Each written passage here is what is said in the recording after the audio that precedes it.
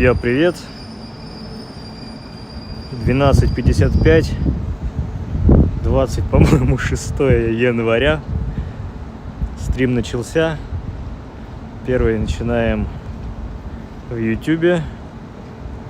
Так, сейчас проверочка.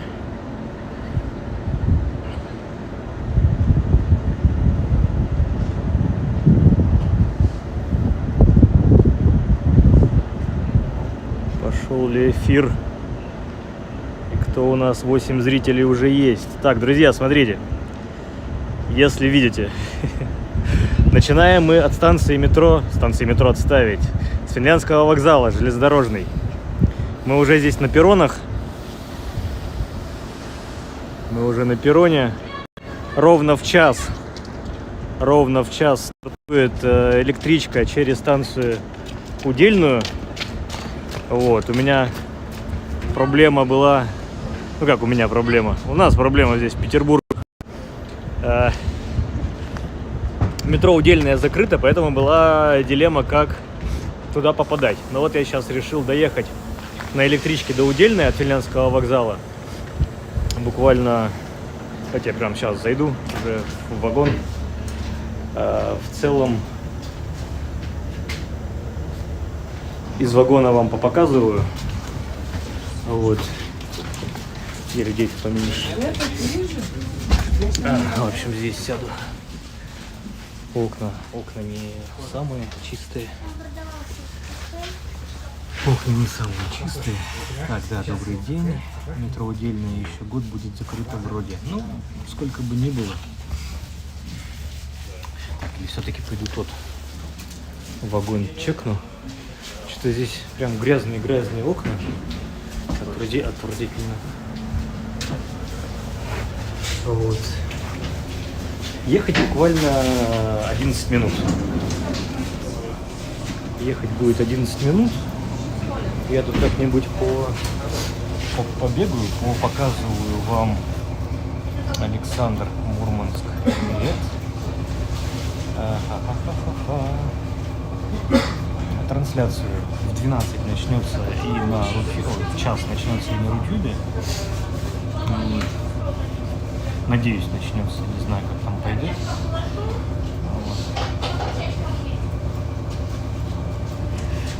Да. Нет, на самом деле нет. Это не со времен, наверное, СССР. Это какой-нибудь уже 90-е годы. Скорее всего. В целом-то, вон, видите, у нас, сейчас покажу, ласточка. Напротив стоит. Но нам сегодня вот не фартануло с ласточкой по времени. В общем, будем ехать. 11 минут до Уделки. Буду показывать наружу, какая она есть.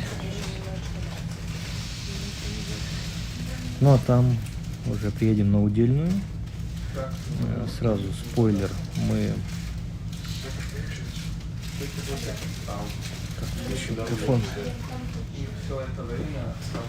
Мы сразу на Удельный рынок не пойдем.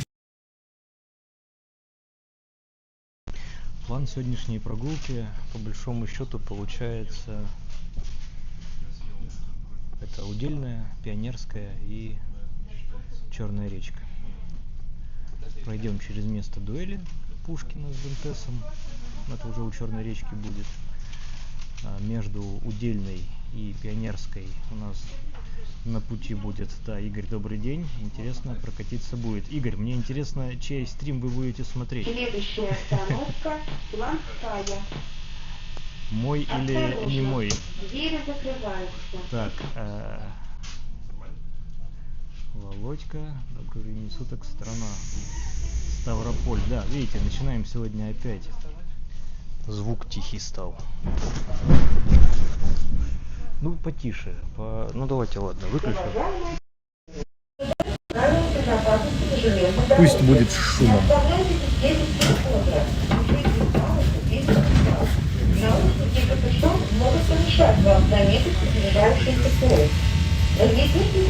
Уже смотрю, оба смотришь, Игорь. Без претензий. Да, ровно час мы тронулись. Уважаемые пассажиры, в вагонах пригородных поездов имеются места для инвалидов и пассажиров с детьми. В целом вам нравится, когда Пассажиров с детьми и инвалидов. я на автобусе еду, на трамвае еду, но вот сегодня на электричке прокатимся, ну, это в черте города. Так, Лана Спринг, привет, Роман, ваш, смотрим, отлично. Ну, ладно, это я к Игорю конкретно обращался, ибо гражданин был замечен. Тут вот у нас за окном новые дома. Так, вот так вот включу. Из-за того, что мутное изображение, это у нас окна грязные в электричке. Сейчас вот мы проезжаем некое подобие крестов. Турма того же времени. Такой филиал крестов. Тут один маленький крест. Это вот в конце улицы Академика Лебедева.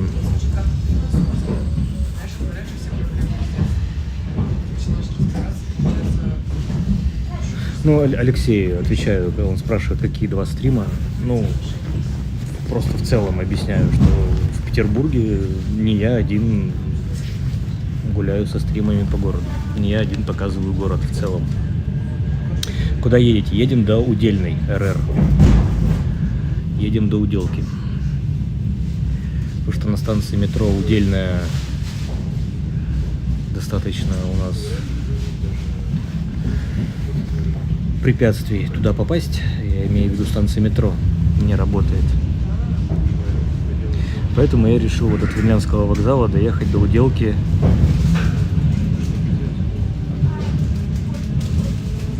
На электричке. Так, сейчас я еще хочу посмотреть, трансляция на Рутюбе-то у нас началась, нет? В Ашпе. Походу, если не началась, то это грустно будет.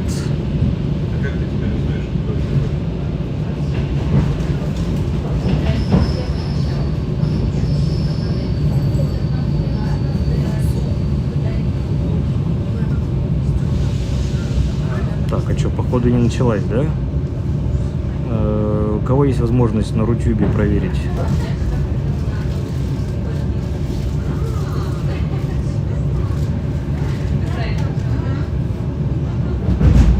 А нет, началась. Нет, все хорошо, но не идет. Один человек смотрит. Нас смотрит один человек. Друзья, призываю по возможности. Ай-яй-яй. Призываю по возможности ставить лайки, хотя бы, друзья. Так, вот, это у нас так, чат, виды интересные. Так, здравствуйте, хорошие прогулки. Видно, нас даже сегодня солнышко порадовало. Улыбайтесь, друзья, улыбайтесь. Добрый час, всему чату привет, дядя Коля говорит. Роману отличное настроение, спасибо. Ну вот, Алексей, мы сговорились, получается, в зеркале, в отражении, не знаю, стекол. Заметите вы ли меня или нет, но тут депо, плюс, видимо, какие-то ремонтные работы проводят с составами.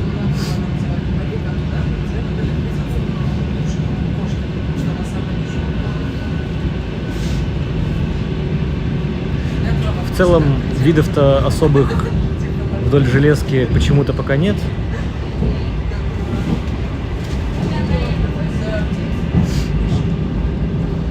Но это пока.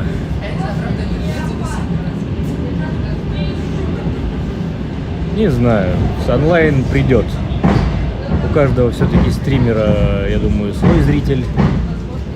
Поэтому вообще не паникую, не переживаю никак.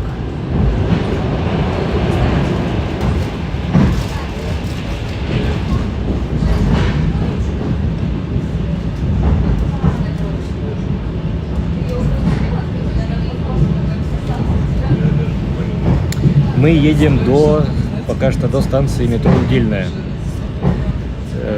Железнодорожная станция Удельная. Метро не работает, поэтому едем добираемся до Уделки так. Ну и по плану дальше погуляемся по району Удельному, Уделки. Зайдем на удельный рынок на Блошиной, самый большой, чуть ли не в Европе. Но в Питере это уж точно. Ну и там через Удельный парк пройдем. Кстати, сейчас только что проехали Лесной проспект, станция метро Лесная. Здесь вот все застраивается такими новыми ЖК с многоярусными парковками, вот как видите.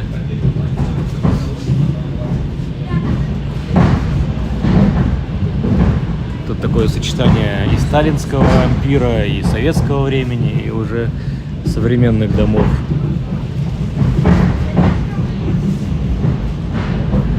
Сейчас будем проезжать парк лесотехнической академии. А он у нас по правую руку сейчас будет. Насквозь-то мы его не проедем, получается.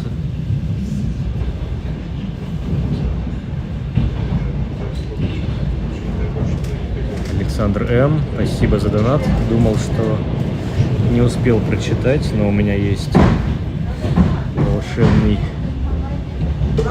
инструмент. Следующая остановка Удельная. Станция метро Удельная.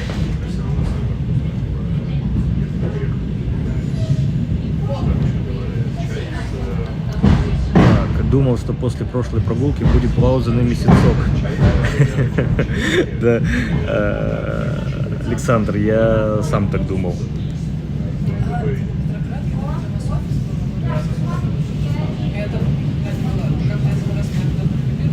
Я не знаю на самом деле, закроют ли Уделку. Вообще, есть ли такие планы? Ну, речей об этом я не слышал. Так, что-то у меня камера заваливается. Как будто бы.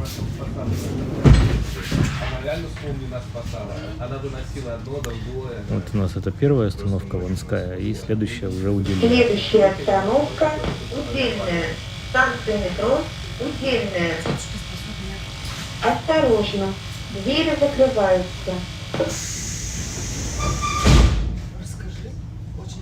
Но сама Уделка, сам Блошиный рынок, это у нас не самоцель. Мы через него пройдем насквозь. Это я вам обещаю.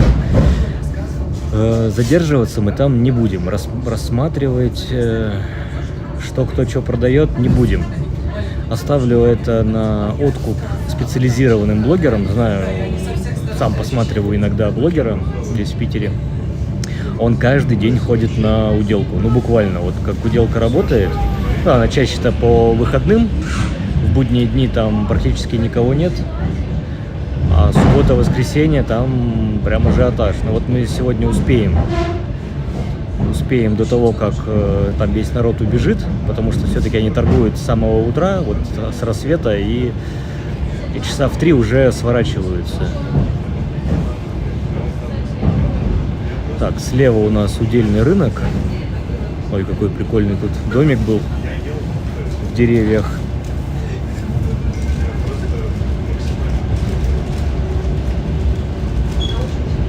У нас какой-то, знаете, если про метро и про ремонты, что-то решили все и разом. Тут уже и Электросилу хотят закрывать, и Парк Победы. Электросилу уже закрыли.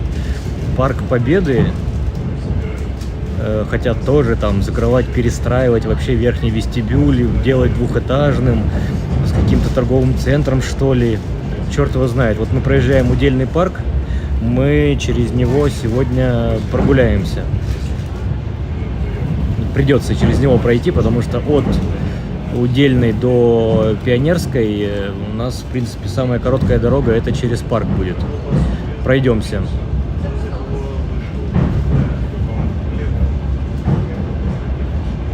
В лесу снег есть, да. Тут в парке, в лесу снег всегда присутствует. Тут его никто не чистит, здесь холоднее. В принципе,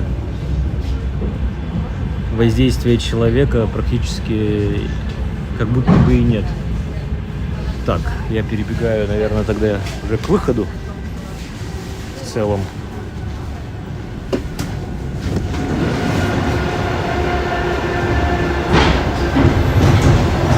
Очень грязные окна. Прям кошмар.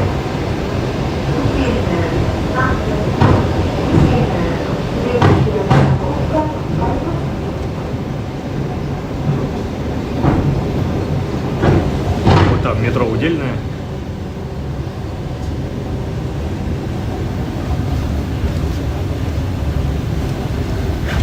Надо еще как-то мне найти, как тут выходить. Где тут эти все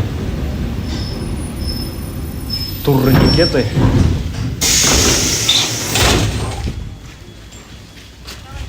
Можно, конечно, спрыгнуть с перрона прямо там на дорогу. И как бы получается, что зайцем проехал, но не зайцем. У меня билетик имеется. Я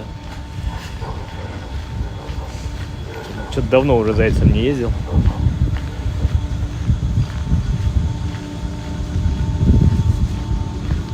Да, ЖД-станция старенькая, еще, скажем так, как будто бы дореволюционная. Здесь есть памятная плита о том, что Ленин из эмиграции или в эмиграцию, не знаю, сейчас прочитаем, убегал в Финляндию. О том, что вот эта у нас дорога, она как раз идет уже на Выборг. Через курортный район, через то самое Комарово, Репино, Сестрорецк. Ну и дальше на Выборг, а там уже и Финляндия недалеко. Вот, что мы здесь имеем? Имеем, что Ленин, скрываясь от преследования временного буржуазного правительства, нелегально на паровозе уехал в Финляндию 7 октября. Возвратился в Петроград для руководства вооруженным восстанием. Это было 9 августа. С этой станции 9 августа 17 года он сбежал в августе, а в октябре только вернулся. Ну, хорошо. Значит, у нас вон там Уделка, сам рынок начинается. Но нам бы по райончику прогуляться, по вот этим замечательным трехэтажным домикам. Контролируют часто. Но смотрите, мы пока ехали, контроля не было. Вот я от Финляндского вокзала до станции Удельной, контроля не было. Но в целом, да, бывает и ходят. Причем ходят такими по несколько бригад, по 2, по 3. Туда-сюда, туда-сюда. Как бы. Ну, сегодня что-то не очень получилось. Вот. Так, прикладываем билетон. Нам говорят: проходи, мы проходим. Итак, давайте поступим так. Знаете чего? Я хотел вас еще спросить. Все-таки про чат на экране. Насколько он необходим? Потому что вы все равно преимущественно все смотрите трансляцию на YouTube. На YouTube же видите чат, а те граждане, которые у нас по какой-то счастливой случайности смотрят трансляцию в Рутюбе, все равно в чате что-то не участвуют. Хотя должна быть возможность это все в один чат выводить. Давайте-ка я проверю заодно. Игорь говорит, не мешает. Ну, мешает, не мешает, но зачем дублировать действительно?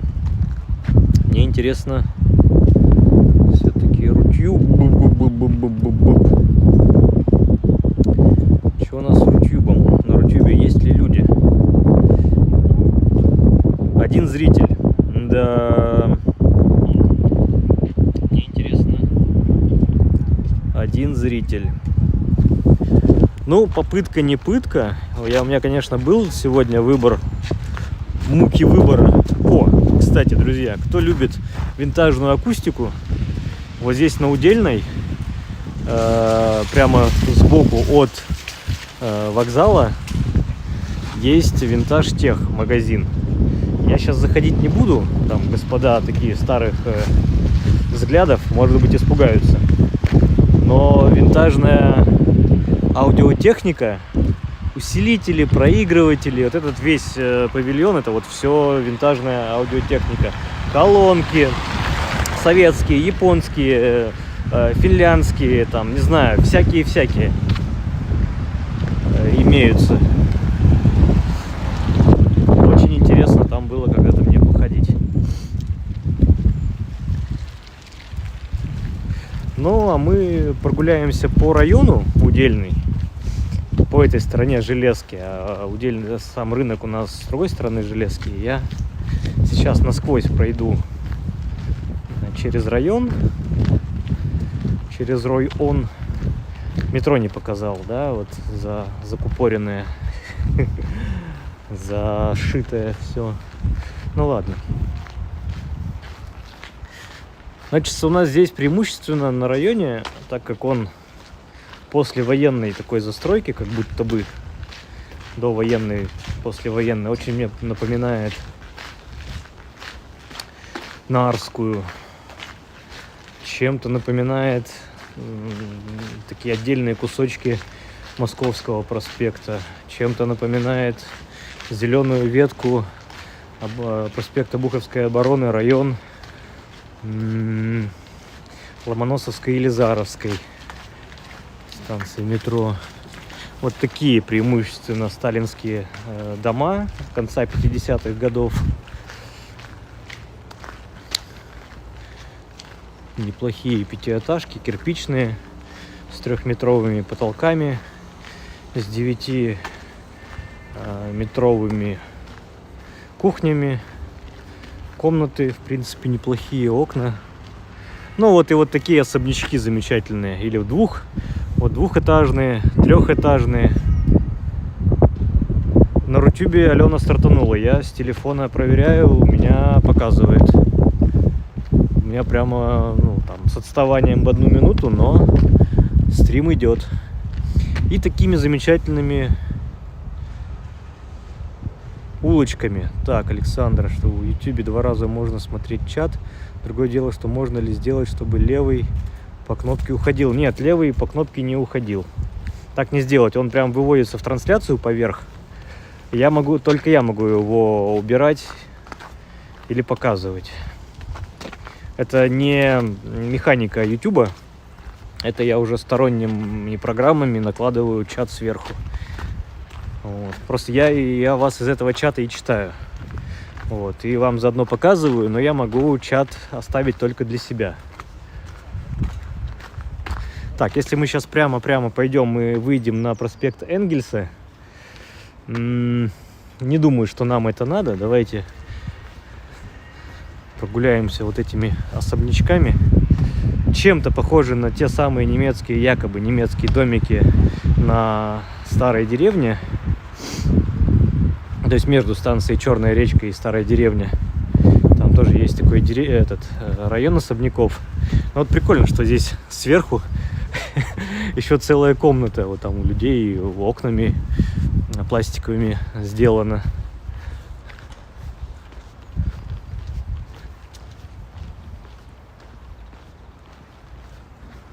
Вот когда они сейчас, эти домики, стали ухоженные, все-таки как-то покрашены, как-то отштукатурены, плюс-минус нормально, ровно. Да, прикольно стало. А было время, те же 90-е, начало 2000-х. Тут, конечно, было страшновато. Это все облезлое. Ой, какой у нас коты. Коты, как ты поживаешь на Удельной? Все ли у тебя хорошо? Лохматый.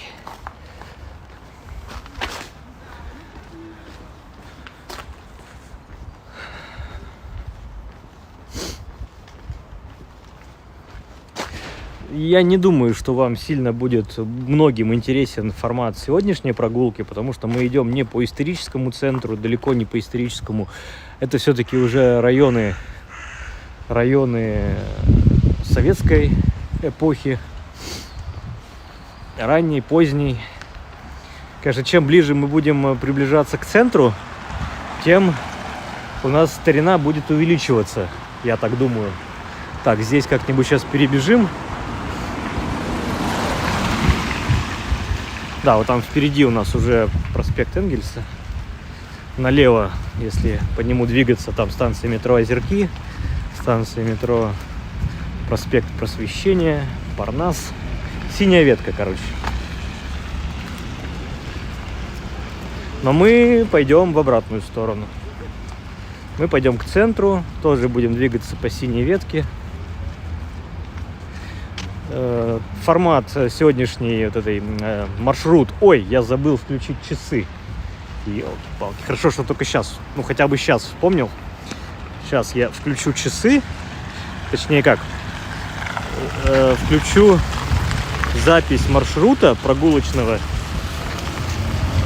на часах, чтобы потом выложить, как мы шли с вами.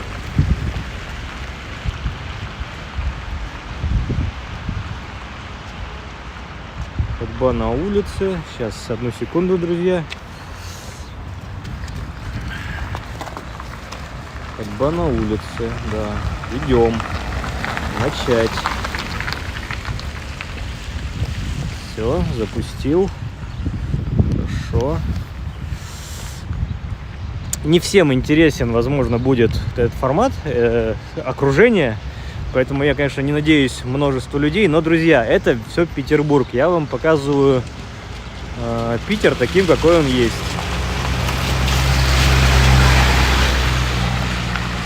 Да, Александр, согласен. Я как и говорю, что не одним Невским, да, живет Петербург.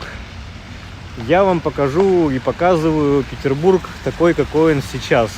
Возможно, это будет для истории. Возможно, на это будет лет через 10. Интересно посмотреть, сравнить. А может быть через 20, а может быть через 30. Потому что вот, целенаправленно никто это для архивов не делает. Это раз. Во-вторых, если где-то что-то там мелькает, это в коротких сюжетах новостных каналов.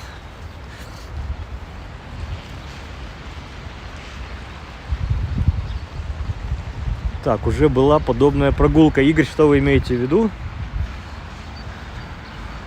Подобная.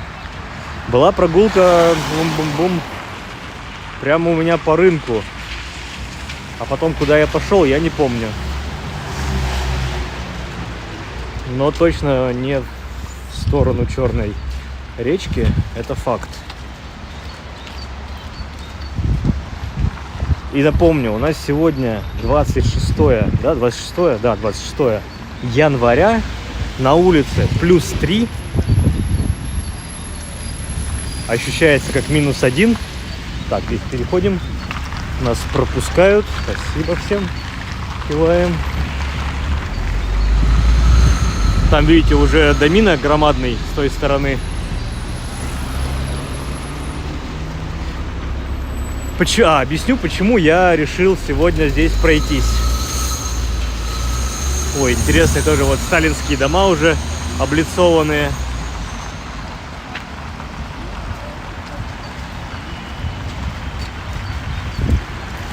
Так, Роман, привет, спасибо за воскресное путешествие. Смотрю, спасибо, что смотрите.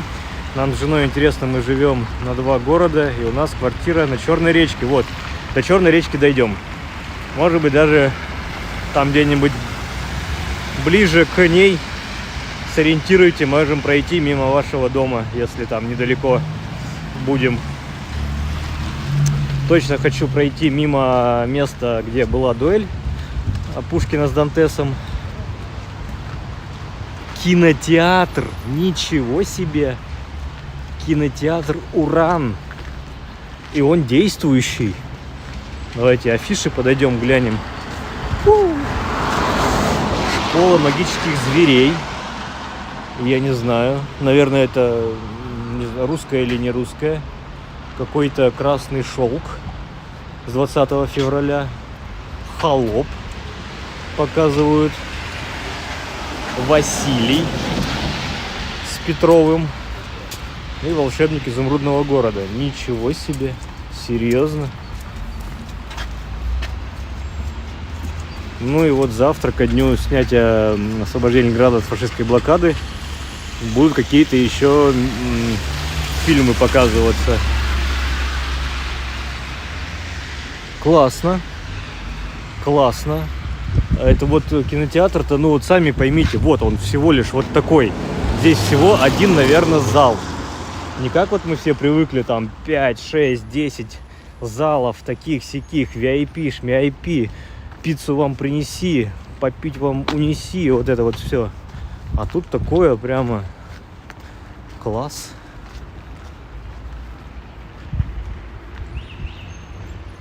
Татьяна, вы спрашиваете, наверное, где будет стрим. Стрим сейчас идет на YouTube и на Рутюбе. На Рутюбе это для тех, у кого не работает YouTube. Но запись я постараюсь выложить еще на Дзен и в ВК. Если статистика на Рутюбе будет плохая, ну тогда я следующий стрим второй площадкой выберу снова ВК. То есть будет одновременно на ВК и на YouTube стрим идти.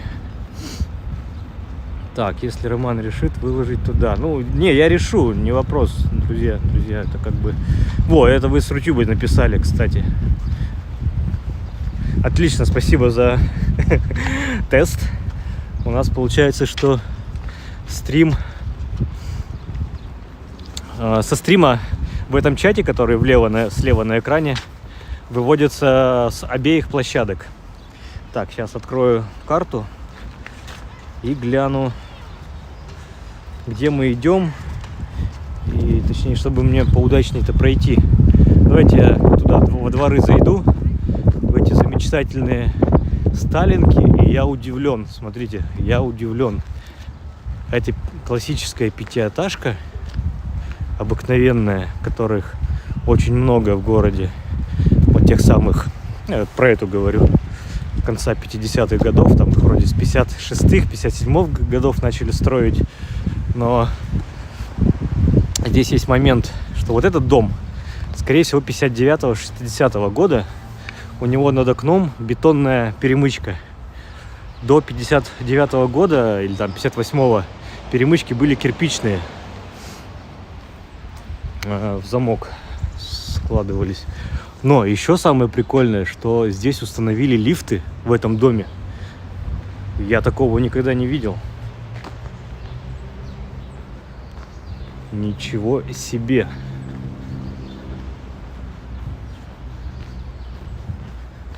Интересно, вот в этих домах по соседству такая же история с лифтами.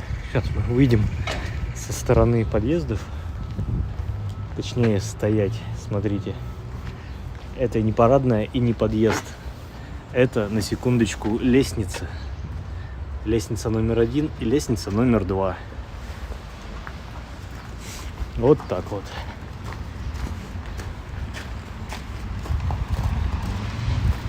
Так, хотел карту достать, так и не достал, не посмотрел. Так. Трансляция на YouTube не стартанула. Алена, я проверяю, у меня стартануло. Сейчас, секунду.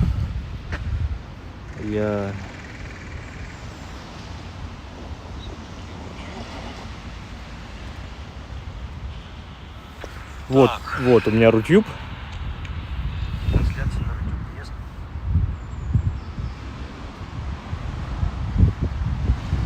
Сейчас на весь экран пытаюсь попасть на кнопочку. Вот, видите, мы идем. Сейчас, секунду. И вот Рутюб. Белая машина. И вот она с отставанием на минуту, но трансляция идет. Вот у меня Рутюб. Вот, я вам показываю что-то. Так что, не знаю, Рутюб работает. Ну, видимо, по ссылке она не работает. Но если перейти просто на канал, видимо, там, может, ссылка подменилась или не знаю что. Вот перейти на канал и... Ой, у меня карман говорит. Ну, трансляция идет. Просто один человек-то точно на трансляции сидит. Так что не знаю, и даже в чат нам что-то пишет. Вот, если перейти на канал в Рутюбе, там В принципе, первым видео будет трансляция. Я не могу перезапустить. Не могу. Есть риск, что все сломается. Придется перезапускать вообще трансляцию всю. Везде. И будет новый стрим.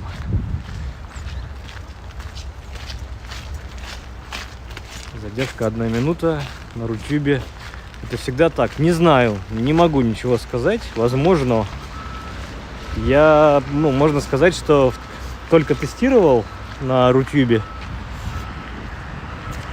То есть тест шел, да, там была задержка. Как эту задержку регулировать, неведомо. Но вот сегодня в боевом. Один человек, а он, нет, Александр, там кто-то даже пишет в чате. Вот, видите, сверху вот этот, аватарка в виде птички. Это вот кто-то с Рутюба у нас пишет, не я. С Рутюб не работает, извините. Ну, Етишкин ты, жизнь. Сейчас. Нет, все, я был неправ. Всем приношу извинения. У нас же Рутюб, он очень интересный. Там создаешь трансляцию, он говорит, все окей, а потом ты, когда трансляцию начал, ты еще должен отдельно туда зайти в настройки трансляции и нажать кнопочку старт. Вот что я вспомнил.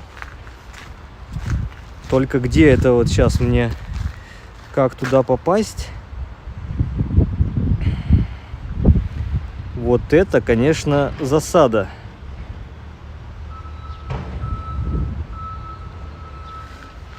Ой, елки-палки. Вот это вот к вопросу о том, что у нас делают все импортозамещение, да, вот это все. Но работает это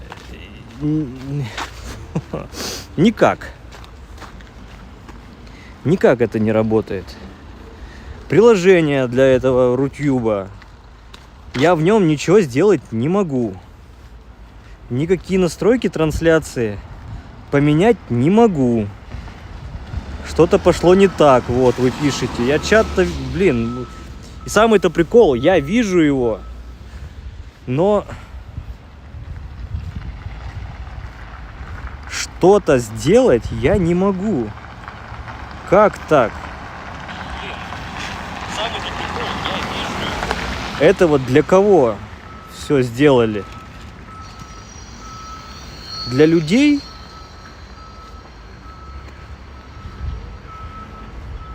Аналитика, обзор, поделиться, смотреть на канале и все, что я могу сделать.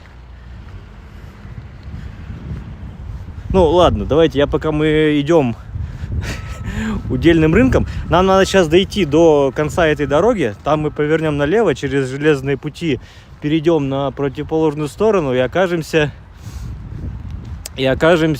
у задней стороны у конца, в конце останется, вот так вот, в конце удельного рынка окажемся. А я пока с Рутюбом поборюсь, друзья, уж извините, я помолчу. Я тут поразбираюсь. Придется мне поразбираться.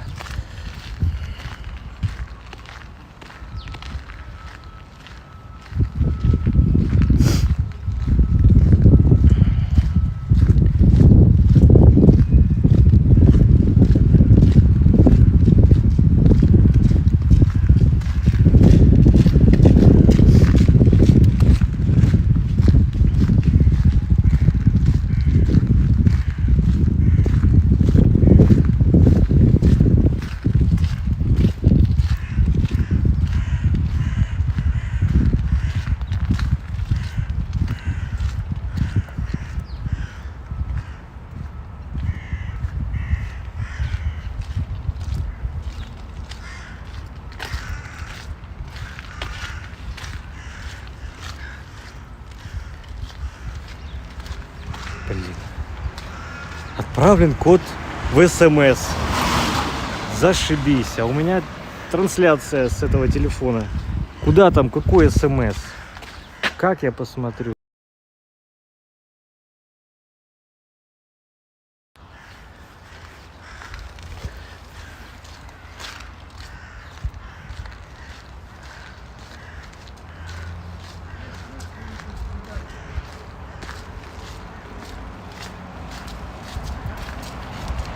Кошмарно. Так, у нас тут не обходится без местной лимиты, которая ругается совсем белым цветом. Точнее, он идет и ругается сам с собой. Так.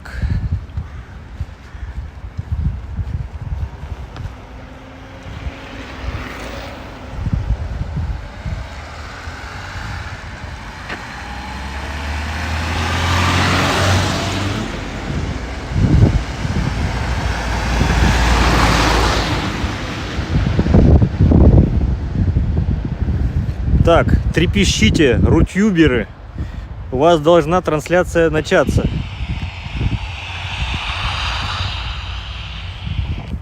Все, кто на рутюбе, пожалуйста, напишите в чате, пошел ли таки стрим в рутюбе. Друзья, сейчас просто сравним. Надо боевую трансляцию сделать и в ВК. В ВК, в принципе, мне в прошлый раз понравилось, как шла трансляция. Ой, давайте я вот этим двориком пройдусь. Ура, идет. Алена, спасибо за вашу настойчивость.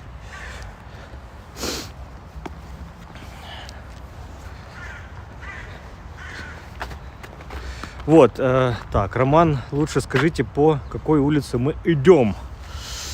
Хо-хо-хо. Это как бы я была царица, да? Ну, как бы я сам знал. Сейчас посмотрим, сейчас скажу. Не вопрос.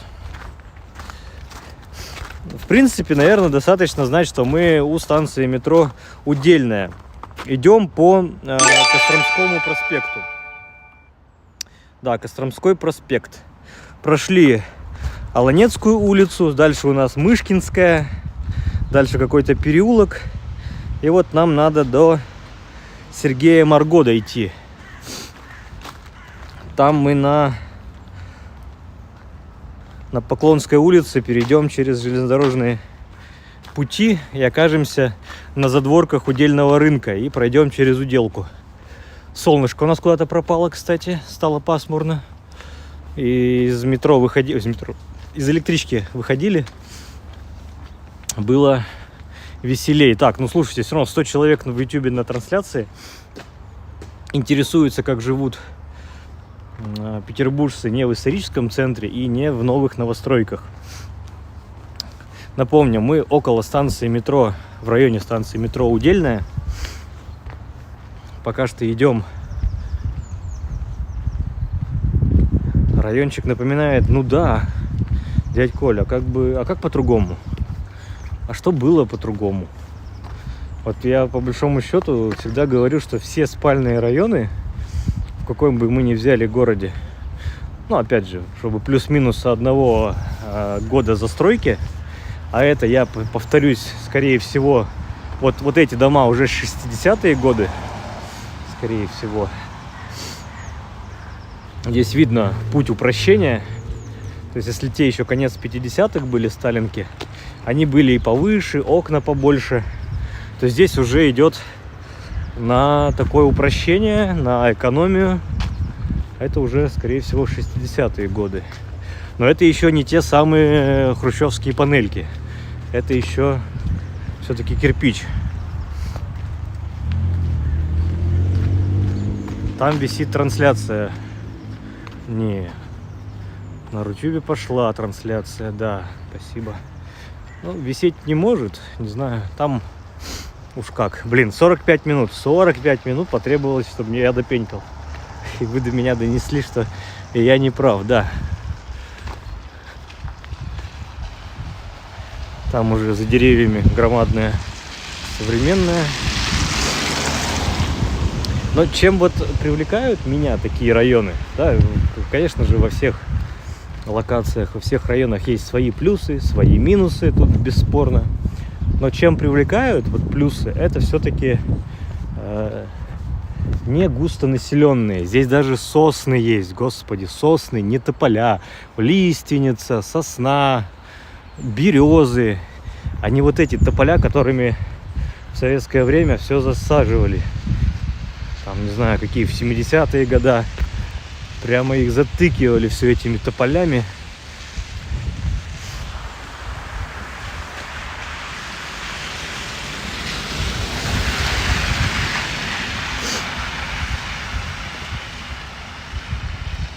Вот, а если сейчас коротко постараюсь сказать по поводу Рутюб, ВК, что у нас, где еще там можно трансляции вести на наших импортозамещенных площадках, на Дзене только нету, да? Там трансляции вообще, в принципе, там Дзен это все-таки про статьи, там туда надо писать. Там на Дзене видео вообще никак не продвигаются, очень тяжело что-то найти. Рутюб это какая-то площадка, где телевизионные каналы преимущественно. Вот. Алекс, потому что я могу стримить только на 2 площадки одновременно. Сегодня вот эксперимент с Рутюбом. Ну и вот ВК, 3-я, да, площадка. Это непонятное дробление сообществ, точнее функций сообществ, которые они раньше были, они дробят на ВК-видео отдельно, сообщество отдельно, ВК-музыка отдельно. Ну и продвигаться в ВК очень тяжело. Точнее, надо быть каким-то, входить в 100 блогеров, которым платят за то, что они не на Ютубе все это дело вещают. И, соответственно, если вы захотите на ВК видео найти, у вас это просто может не получиться. Надо или прям вот железно быть подписанными, ну и об этом канале знать. А если вы пользуетесь только ВК, вы об этом канале и не узнаете, потому что никогда в рекомендации он вам не попадет. И получается, что вы все здесь, ну, все, кто на ВК, скорее всего, все благодаря Ютубу. Так, подвисает видео, а пальцем не культурно, лучше рукой. Ну, я тут не обижаюсь, но я могу и сказать.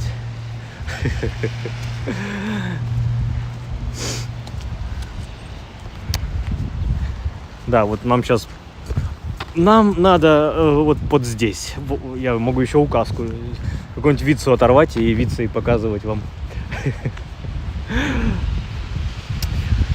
Показываю вам замечательную зиму Петербурга.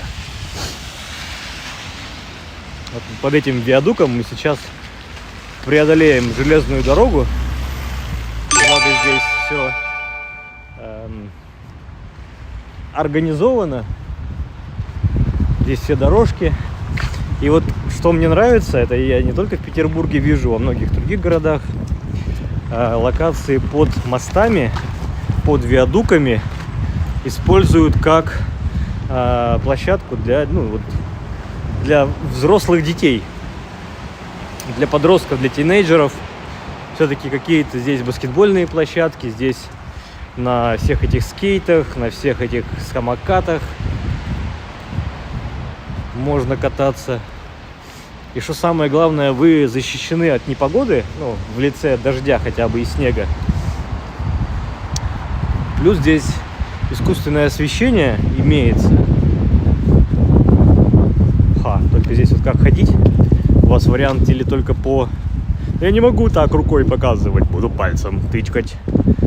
Перст указующий. Вот.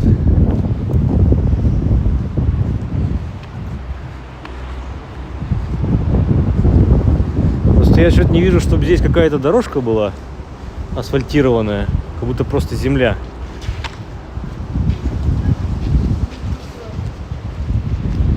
Плюс, что ВК, кажется, не поддерживает не поддерживает телевизор, YouTube. Нет, ВК приложение для ВК видео на телевизорах, на андроидах есть. Это 100%, я у себя его устанавливал, когда тестировал. Так что вы на телеке и ВК можете и рутюбы все ставить. Вот. Еще не забывайте ставить лайки и подписываться там, где вам удобно. Вот тут ходим такими лабиринтами. Так, спасибо, что подписываетесь в YouTube. Не забывайте. Ну, это у нас железная дорога. И вот прямая. Здесь с громадной скоростью пролетают ласточки. А до этого сапсаны, которые, или как они правильно назывались, которые в Финляндию шли, в Хельсинки или где там. Просто с такой неимоверной скоростью пролетали. Со свистом. Ладно, подходим к удельному рынку, к блошинному, к нашей блошинке. Тому самому рынку, на котором торгуют всяким ширпотребом. Вот, сильно, опять же, там распыляться буду, стараться не распыляться, там, не говорить вслух, чтобы к себе не привлекать внимание маргинальных торговцев, ибо там не всегда все легальное может продаваться, что-то и краденое. Но вот эти все машины стоят, это скорее всего, торговцы приехали, привозят на машинах весь свой скарб. Ну и так как мы сейчас будем заходить с обратной стороны рынка, мы сразу попадем на так называемую землю. Ну или вот торговать с земли.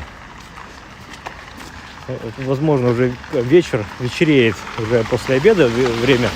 Кто-то уже у нас собирается. Так, друзья, заглядываю в чат, а дальше уже иду насквозь. Ну да. Опять же, мы на севере города. Снег лежит. И север города может отличаться от южной части. Это правда. Ну и смотрите, какой... Ну, опять же, выводы делаете сами. Вот как торгуют с земли, когда тут все просто в лужах.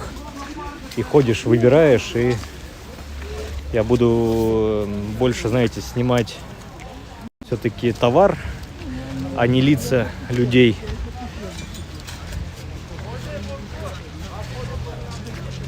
Вот мы в самом конце, здесь самый трэш. Дальше по ходу движения в ту сторону будет как-то поинтересней. У нас вот там будут уже ряды, там уже будут люди торговать под крышей. Вот. Ну, друзья, смотрите.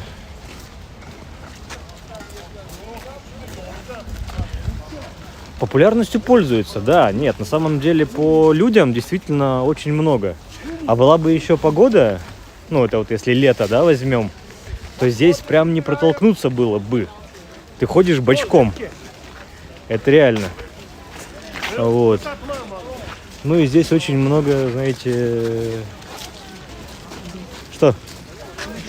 Что?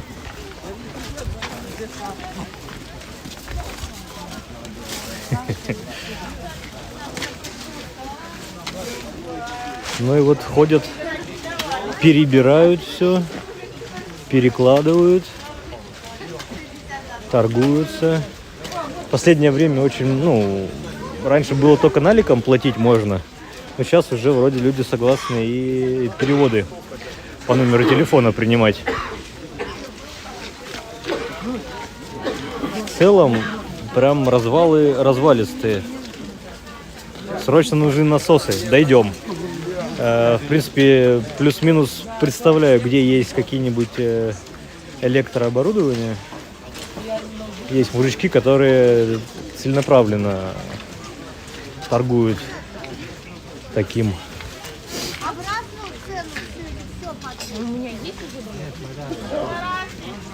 Так, здесь все по-разному. А бывает, что продают там все по 10, все по 20, все по 50. Это, знаете, когда у людей остается, это значит под конец дня. И это просто вот никто не хочет собирать, ну, из тех, кто продает. И они говорят, что типа давайте все по, не знаю, все по 50. И тогда начинается прямо расхват. Так, здесь какие-то все шмотки. Шмотки. Камешки, если надо. Книжки. Опять же, друзья, задерживаться не буду. Хочу вам просто показать, возможно, атмосферу, если это сможете как-то заметить. Вот можно перекусить. Чебуреками торгуют слева выходцы. Опачки. Так бы сейчас шок-контент. Я хочу узнать цену. А почем сейчас пленки стоят? От 300 рублей. От 300. Ну, если вот 36, Fuji... Ну, надо смотреть, там каждый граф разный. Там подписано. Написано. 1000. Понял. Наверняка просрочка. Да, 14 год. Любителям можно. Даже ЧБшечка есть, смотрите, старая.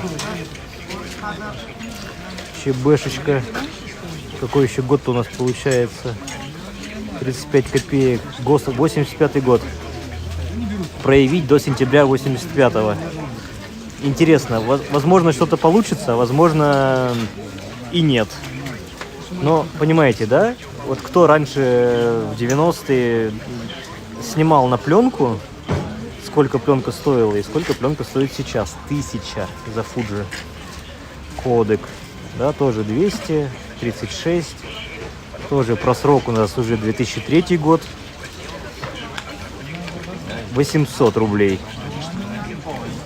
Сам снимал на просроченную пленку. Интересно получается. Там идет искажение цвета. И как будто бы вы уже после какой-то обработки все это дело сделали. Японцы покупают. Японцы? Так. Ой, у кого? Вот у меня дома такой был когда-то. Любил в детстве играть. Вот ключом заводишь, а потом тарахтишь им, бегаешь.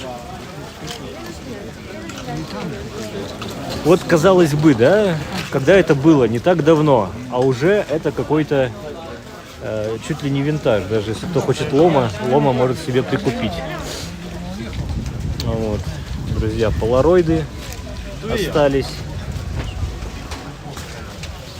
Так, вы неправильно поняли. Для откачивания воды с земли. Так, что-то я пропустил, наверное. Сорян. Да, наверное, эти вещи бросают, чтобы воду впитывали, да? Опять же, вот тут какой-то инструмент. Постоянно здесь женщина стоит. У них прям какое-то время это место застолблено. Так. Советские лампы, торшеры, чеканка, слоны с гравировками. 60-й год написано. Интересно. Друзья, после уделки пойдем дальше. Так что уделка у нас сегодня не конечная точка. Не пугайтесь. Но атмосферу вам хочу показать. Опять же, показываю больше сами товары, потому что люди иногда стесняются и кто-то убегает, а кто-то агрессирует. Так, давайте дальше уже землю не пойду показывать. Пойдемте до стеллажей. Зайдем к барахольщику. К барахольщику есть такой у нас канал на YouTube. Человек здесь на удельном рынке торгует и... О, шевроны. Шеврончики всяческие. А вот, ведет свой канал. Показывает, что ему в скупку приносят. Показывает, за сколько он сам это все продает. Пройдем мимо Александра. Да, и в прошлый раз тоже, кстати, мы к нему заходили. Вот, и видите, у нас часть земли торгует, это для них одна такса. То есть вот все, кто здесь торгует, они платят деньги. С них там по 500, по 400 рублей в день берут. Те, кто торгует там со стеллажей, другая цена. Есть люди, кто на постоянку здесь все хранят. О, опачки. Какая штуковина с отковом. А смотри, вот здесь вот плюс-минус, Такие шахматы резные. Класс. Кость, наверное, да? Ну или какой-нибудь пластик. Римляне. А из чего это? Пластик же, да?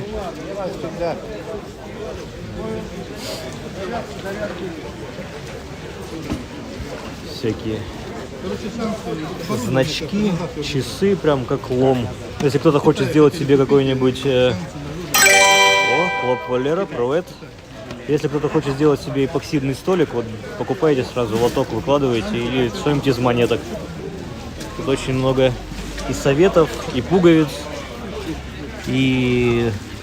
Ну, это все тоже ранние, поздние советы, да, 60-е годы, 80-е, плюс медяшка какая-то, очень такая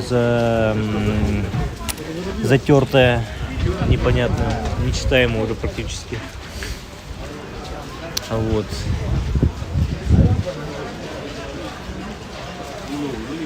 Получается, что я вам как-то все лужи показываю больше, да? Вот эта тяпка. Такой тяпкой можно оттяпать что-нибудь. Всегда пользовалась популярностью олимпийская у нас символика. Ой, смотрите, что это. Почем такой кораблик? Да. 150? Ничего себе. Друзья, вот кто хочет привезти из Петербурга что-нибудь на память, вот лучше этого кораблика, наверное, и не будет. 150 рублей всего лишь.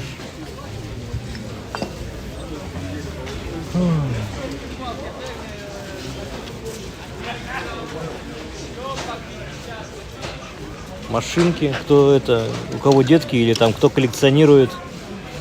Тут, наверное, ну, конечно, тут много Китая, но если повыбирать, получится что-нибудь и найти хорошее. И бижутерки много, как всегда. Керамика. Кто любит кошечек, мышек, собачек. Ох, налим. Самище какой-то. Класс. Всяческое. Цен не спрашиваю, ибо тут можно поторговаться. Вот. Развалы книг, конечно же. На земле кто-то вот с раскладушечки книгами торгует. Вот. Монетки. Вот кто здесь торгует с этих стеллажей под крышей, они, конечно, тут подороже платят. Но это все люди платят деньги за возможность торговать на удельном рынке. Опачки, смотрите, какая старинная штукулянция. Прямо. Ну, отдал сразу. После тебя очень тяжелая. Сразу в карман положил. Очень тяжелая. Даже из пакетика не вынимал. Щипчики для сахара, возможно. Покажешь мне его, я его отберу. Да, он убежал. Какая-то есть Не знаю, не видно. что-то отчеканено. Непонятно. Непонятно. Но что-то такое латуневое, как будто бы, не знаю.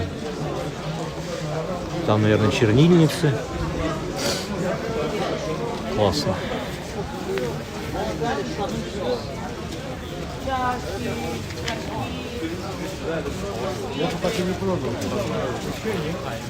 Гирьки. Ну, надо, чтобы человек пришел тот, кому надо. Ой, даже тут зачищено клеймо. Видимо, поверка, точная граммовка была. Интересно, что здесь? Непонятно. Игрушечные пистолетики, а может быть и не очень. Ядра.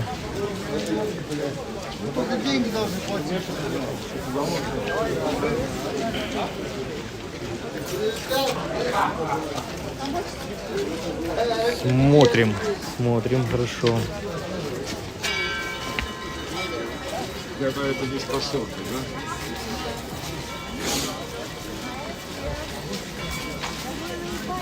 Ну, конечно же, много и новодела всяких. Рынок стихийный, ну не стихийный, но всякое есть.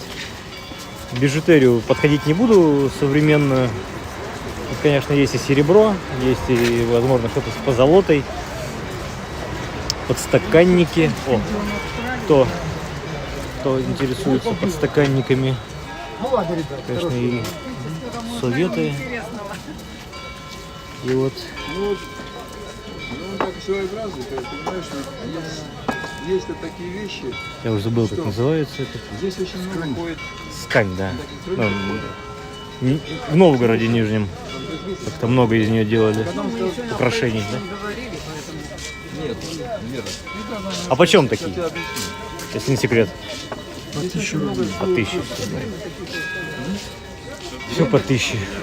Классно. Кто вот имеет тягу и необходимость к подстаканнику, за 1000 рублей можно приобрести. О, тут интересный какой прям немецкий шлемофон с самоваром на углях, колокольчики.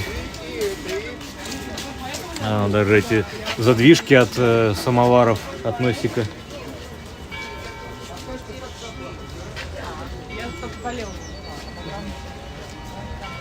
Так, много поделок, все на что есть спрос подделывается. А продукты питания тут есть. Продукты питания тоже есть. Есть, тут маленькие, до последнего времени их не было. Но последние годы что-то вот начали, ну как, овощи продают. Что-то финское якобы привозят с Финки. Вот эти всякие ферри, шмери, вот это вот, шоколадки, возможно, финские. Не знаю. Так, туда на землю не пойдем, на лед. Пройдемся вдоль вот этих стеллажей. Вот здесь люди торгуют на постоянку.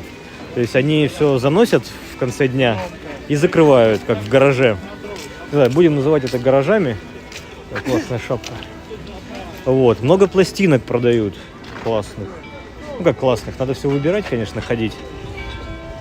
Для любителей раритетов и какой-нибудь аутентичной обстановки. Ну, в общем, пластиночки, стоишь, перебираешь. У кого-то разложены по жанрам. Советы, не советы. Зарубега, не зарубега. Вот. Опа, пневматика. Как будто бы даже с такой, ух ты, классно, с сошками.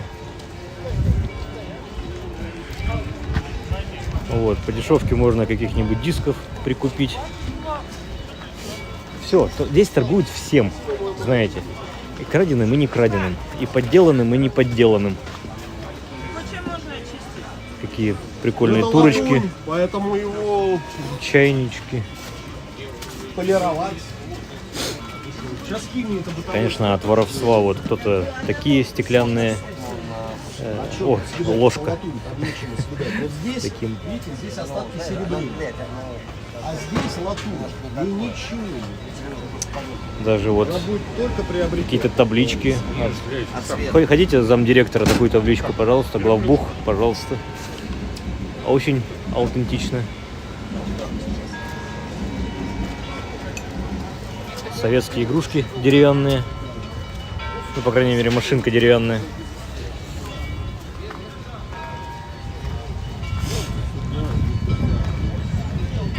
И для многих здесь, кто торгует, это образ жизни.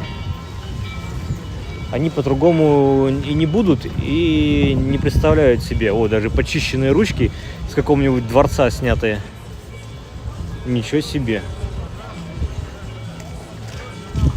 Очень яркие, не знаю, как бы новодел это или просто так хорошо почищено, но вот есть латунь.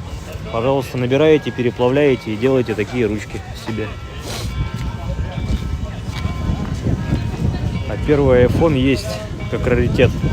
Слушайте, ну, возможно. Здесь есть кто телефонами торгует. Есть. Возможно, и какой-нибудь айфончик лежит. Ну, знаете, его и на Авито можно найти легко. Так, тут авторские права у нас играют, надо пробегать мимо. Ну, вот тут прямо, не знаю, прям диски, по-моему, не распечатанные еще. Да. А может и распечатанные, ну да, еще вот кто кто застал эту эпоху с дисками, вот, пожалуйста, Unreal City, все блестит, переливается, все целое и не царапанное. А почем диски обычно? Или какой-то нет единой цены? Отсюда в основном 200 рублей. 200 рублей. 50 рублей. Ну, я посмотрел, что не царапанное. Классно. Хорошо. Идеально. А самые дорогие диски? 1000, 1500. Какие-нибудь не распакованные, в щелофане? Да. Понял. Шокон Блюз. Муслим Магомаев. Пишет кино. Кино. Да, О, 1300. ничего себе. Ну, есть как. Ничего, еще лет 10 и как пластинки, так же диски будут ходить искать. Так их уже есть. Уже? Так, всем, кто Фила Коллинса, Майкла Джексона. О, это что у нас? Даже можно виниловые проигрыватели тут поискать. И современные, и советской эпохи, и Веги. Возможно, даже рабочие. Пластинки, ценники такие, что от 100 рублей. 100 рублей это самый какой-нибудь ширпотреб непонятный. А дальше уже 200, 300, 500, 1000 и выше. На самом деле... А, кстати, рубанок. Я даже здесь на удельном рынке рубанок себе покупал. В очень хорошем состоянии. Прям ну, чуть ли не нульцовый в масле. Практически. Было. Так, что у нас? Так, они раньше 200 рублей стоили. Надо было закупать. Да, надо было. Но это ведь из серии «Знал бы прикуп», да, жил бы в Сочи, но это надо было где-то хранить, это надо было в то время тратить деньги. А у вас оно было, вот это лишние деньги, чтобы купить диск и не распечатывая его где-то оставить лет на 10, 15, 20. Сейчас же и кассеты бегают, молодежь покупает, пытается что-то тут приобщиться к истории нашей современной, вот к 90-м, к 2000-м годам. Вот ложки, все по 100 рублей, пожалуйста. Гирьки. Кому гири надо? Кто хочет себе это фитнес-зал дома устроить, пожалуйста, гири продают. Все имеется. О, а я думаю, что дымом пахнет, а это, вон, самовар на углях греют. Он забывает же у тебя, да? Вот. Чайник, чай, кофе 100 рублей, пожалуйста. Класс, класс. О, прялочки. Прялочки. Прямо вот.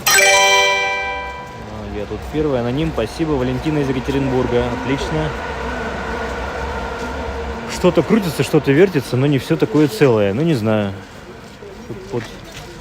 Под восстановление, конечно, тяжело сказать. О, даже щит полицейский.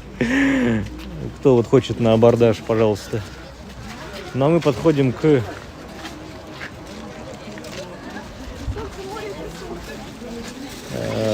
барахольщику нашему ютубовскому. Здесь, в Питере. Вот, и здесь тоже смотрим. Всякого вида. Так, привет из Перми. Есть такая у вас возможность музыку заглушить, а вас голос оставить, чтобы не нарушать авторские права. Это лайв. Да, это лайв. Та музыка, которая играет, как я ее заглушу? Как? Никак. Я могу только микрофон вообще в рот себе запихать и... Ну, а музыка играет. Ну что, будут авторские права, и ну и будут. Как-нибудь мы это переживем. Вот, например, сегодня распродажа у них. Любая вещь по 300 рублей. Налетай, покупай. И все. И неплохо. Кстати, вот эти вот жуки очень давно уже продаются. Ну или их очень много. Постоянно выкладывают. Не знаю. Не знаю. О! Как вот? Нормально? Чемоданчик и пластинка.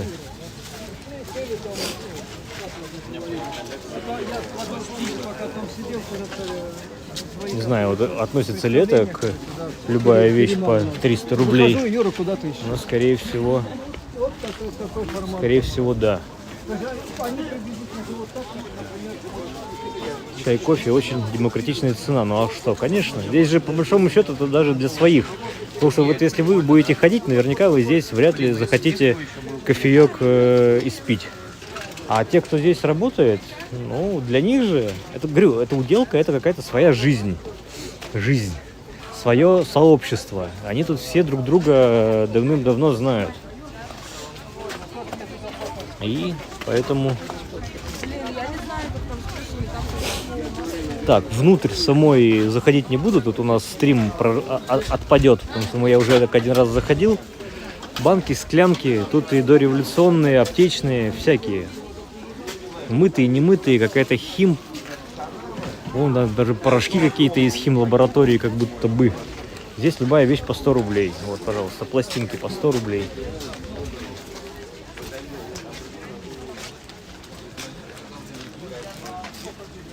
Ой, у меня такой наборчик от бабушки был похожий. Так, давайте зайдем к Александру. Поздороваемся, что-то калькулирует опять, что-то прибыль считает, наверное, миллион уже скоро. Здравствуйте. Здрасте. Я тут опять мимо, опять со стримом. Да? Но здесь связь падает. А, да? В прошлый раз я зашел, мы пообщались. Стрим идет, да? Стрим идет, да. О, всем привет. От канала День Барахольщика. Да, я уже рассказал. Все подписывайтесь. Да. Успехи. Ну, уже почти 7000. Потихоньку. Показываем Петербург настоящий. Не, как я говорю, не с кем единым. Надо еще и районы настоящей жизни показывать. Вот, друзья, заходите. Всегда добродушно. Всегда весело. Ладно, счастливо.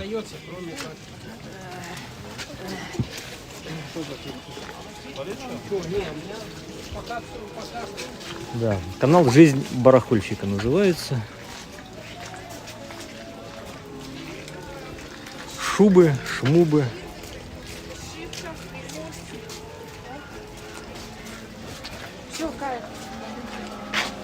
Шинели. Вот хотите с полковничьими или подполковничьими погонами, пожалуйста. Не знаю, конечно, это какой род войск. Кто знает, подскажите. Так, сейчас мы дальше по этой линии не пойдем, перейдем на противоположную. Здесь их две параллельных идет. Конечно, вот этот ужас, на этот ужас не смотрим. А вот что здесь тоже стеллажи. Много, кстати, можно военной какой-то формы прикупить, причем, судя по расцветке и флагам, не только российской. Вот. Аккордеоны, пианино или кто-то, не как, гармошки. Вот. Что-то на историческом, конечно, тут, не знаю, стерто. Это, видимо, часть вот Зингера какого-нибудь. Род войск, связь. Понял. Так, это казачья форма вроде. Да, так, сейчас тут. Видите, мы тут уже ближе к выходу идем. И как-то поплотней начинается у нас здесь. О, хорошо, вот колоночки, радиотехнику, кто хочет. Евгения, спасибо. Добрый день, очень интересно. Вот. По колоночкам что-то можно приобрести по возможности. Ковры советские. Ну, конечно, такая уже подуставшая, но...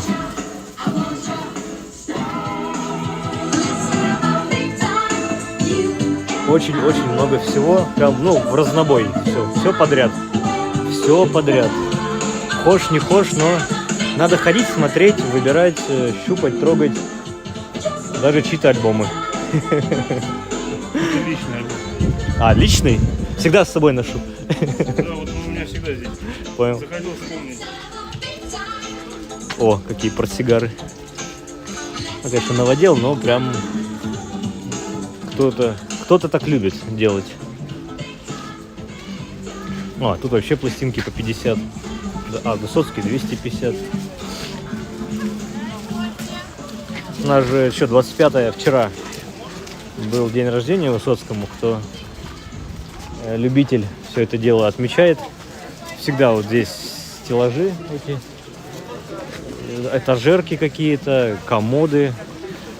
Ассортимент время от времени меняется, даже нижнее подстолье. Кстати, кто вот хочет сделать себе интересный столик, вот, покупаете подстолье от Зингера, даже написано Зингер, а сверху какую-нибудь каменную деревянную столешницу. А может быть, это и под раковину может пойти. Тоже интересно.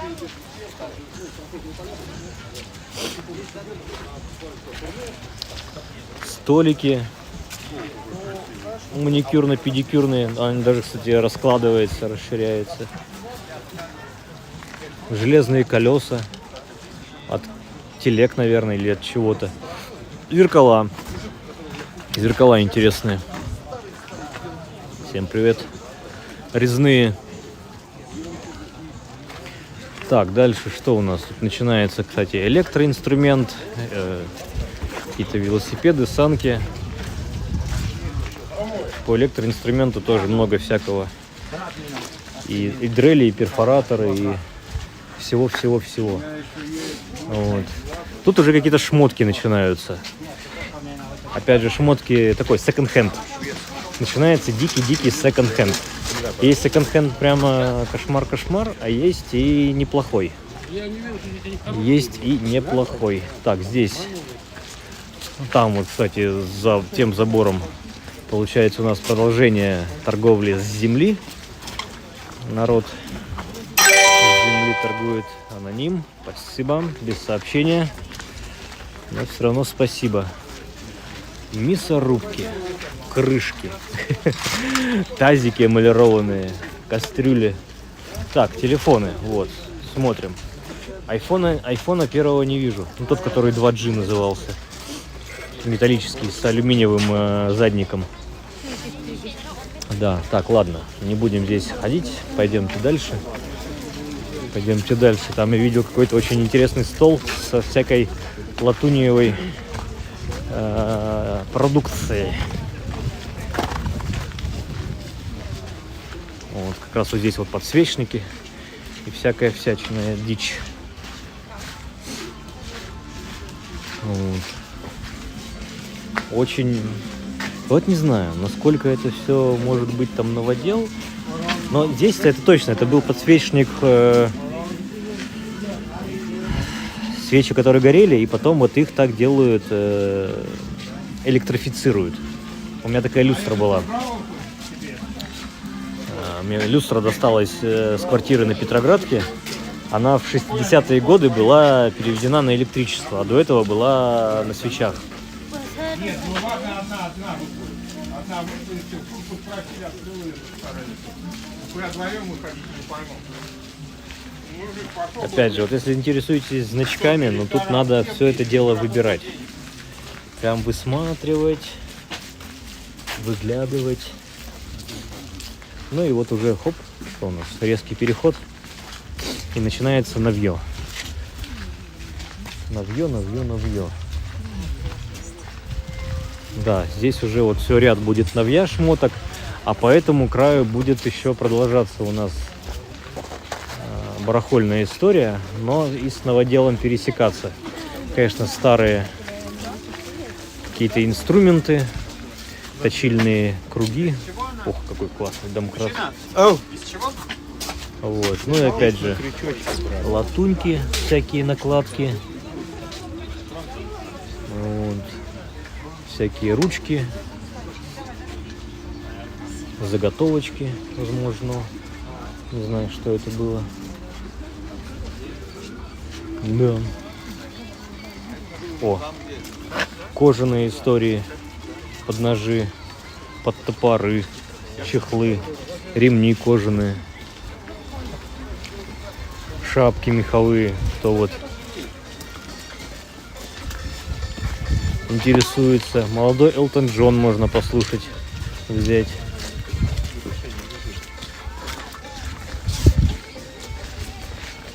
Ну и шматье, шмутье. Дубленки. Вот еще чай тут ездит. Кофе. Интересно, сейчас же модно опять эти дубленки входят в обиход, в оборот. Хрусталь, пожалуйста.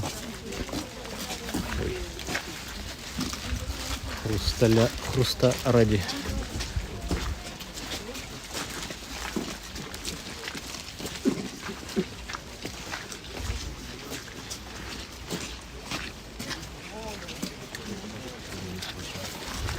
Знаете, многие тут ходят как на рыбалку.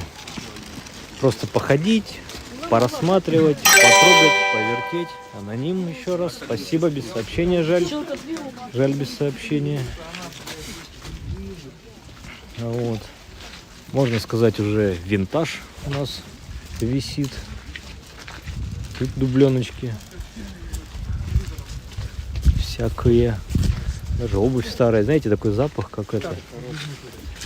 Как в старом дедушкином гараже. Такой вот уже прелый. А вот, сказали, товары из, наверное, Финляндии или как-то вот это все тоже присутствует. Что? Что-то бормочет на непонятном.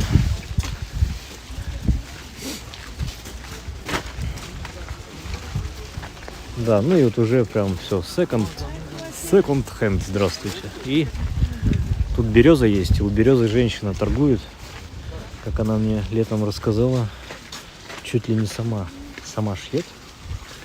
Пальто Сама Франция, шьет. винтаж, писец, натуральный цвет опестененный. Пермяк, привет.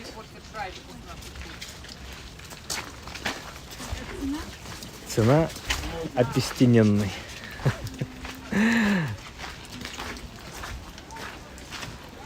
И вот так странное зеркало выставлено. Хватай, беги. Ну, это какая-то дверь от шкафа с зеркалом. Просто стоит. Так, ну здесь уже все. Здесь шмотка пошла. Здесь пошло шматье. Здесь какой-то такой специфичный запах старых вещей, знаете. Не знаю, как его описать и вам передать. Но имеется. Поставили вон чебуреки уже тут. Буточку.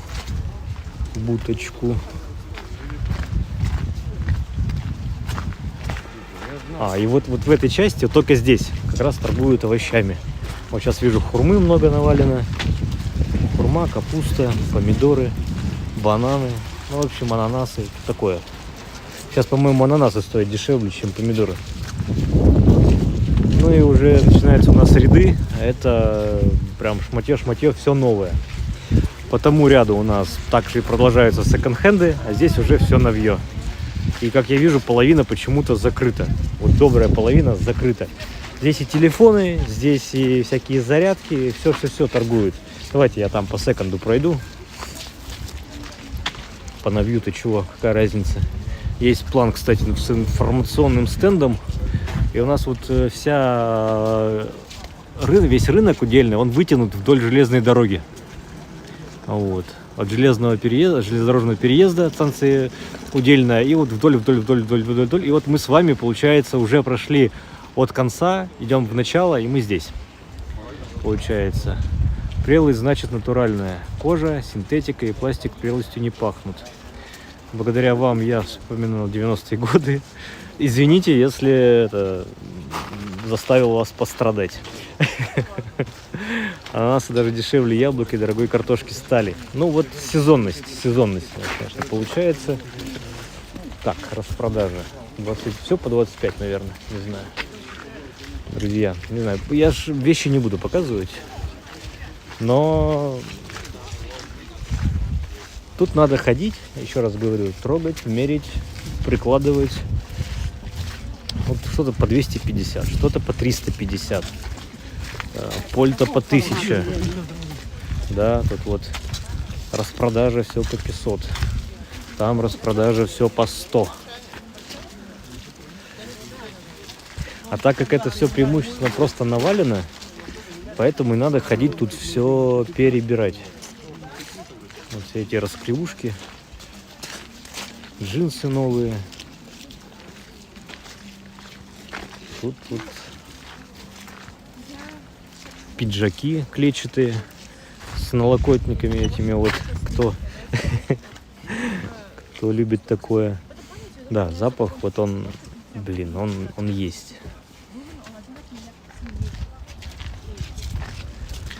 Польты шерстяные.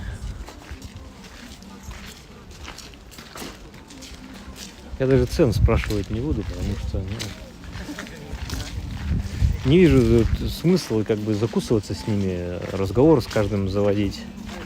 Зачем? Так, спортивные какие-то у нас тут сумочки модные, стильные, молодежные, наверное, но это не точно. Тут, конечно, каждый свое. Так, здесь уже все по 1000. Здесь музычка. Вот здесь раскладушек все по 150 вот на этом пятачке. Ну и пошли павильоны. Сейчас мы сквозь павильоны пройдем. Пройдем сквозь павильоны. Я имею в виду вот эти. Здесь уже, конечно, у нас господа со Средней Азии преимущественно торгуют. Ну и здесь вот как раз вот эта стеклянная стенка, это тоже перрон. Перрон метро, господи. Электрички, железнодорожные удельные. А обратная сторона. То есть если нам бы ехать сейчас надо было в сторону... Ой, нет, что-то я его наврал. А что это такое? Я не понял. А, следующий, что ли, перрон этот? Возможно, здесь был перрон, а они его сдали под... коммерцию. Это интересно.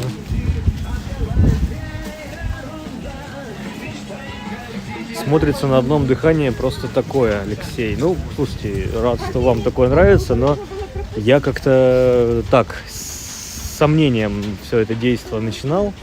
И думал, что никому не будет интересно вот этот весь трэш смотреть. Но нет, смотрите, раз вы... Вот здесь все новое. Все это мы идем, здесь, конечно, все дикий-дикий Китай, Турция.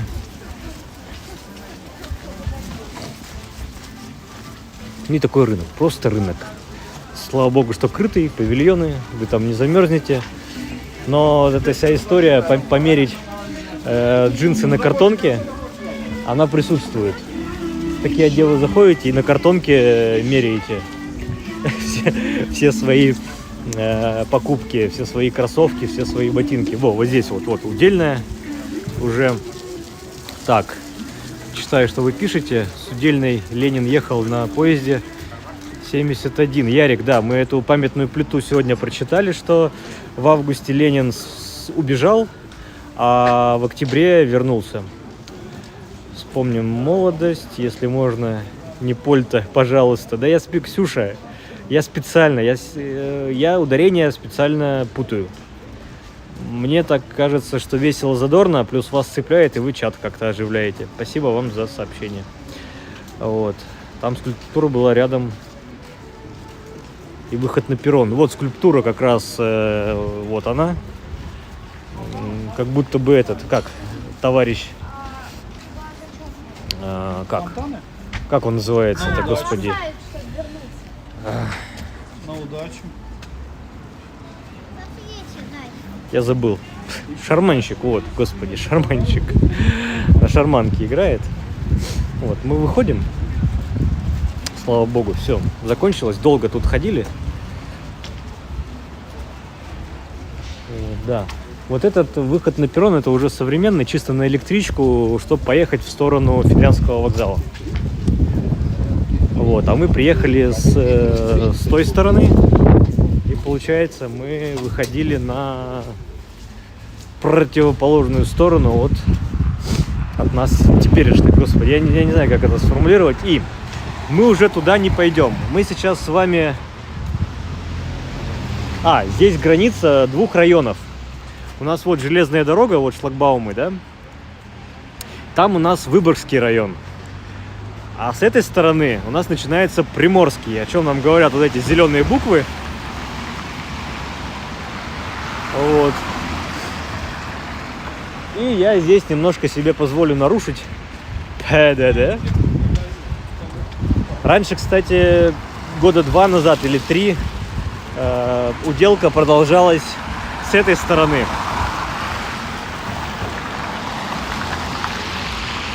Так, закрыли глаза, никто не видит. Я здесь перехожу. Все. Заканчиваем с районом станции метро Удельная. Станция метро Удельная. И движемся в сторону Пионерской. Станция метро Пионерская. Нам надо пройти сейчас через Удельный парк. Круг почета. Ну, круг почета, да. Мы закольцевались. Мы здесь приехали, мы здесь и выходим. Хлебник и Бэггинс кофе. Блин, может быть, кофейку взять? Друзья, как вы? Не против, если я забегу сейчас, возьму кофе? Правда, там людей что-то на кассе много. Как бы нам очередь-то не пришлось стоять. Нет, очередь не буду стоять. Очередь не хочется очередь стоять. Кофе там дрянь. В Бэггинсе кофе дрянь. У меня в доме Бэггинс кофе есть. Я там время от времени беру и, в принципе, не жалуюсь. В Хлебнике кофе не очень, потому что они из-за автомата делают его. А в Бэггинсе нормальный.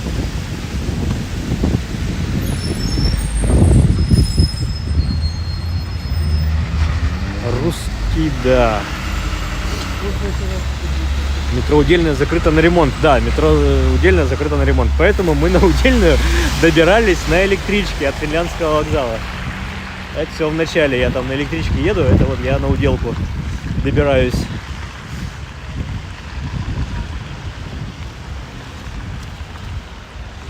Так, Русский, да, без ВБ и Озона, наверное, никуда. Даже на барахолке. Это современная барахолка, мои частные. Так. Сколько сейчас стоит в Питере проезд в автобусе?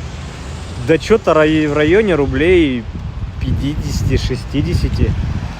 Как-то так. Знаете, у нас цена зависит от способа оплаты. Если вы едете за налик или за картой оплачиваете, это одна цена. Если вы используете электронный кошелек типа подорожник, то другая цена. Есть еще всякие абонементы. Недельные, месячные, совмещенные, гибридные, ну, в общем, не знаю.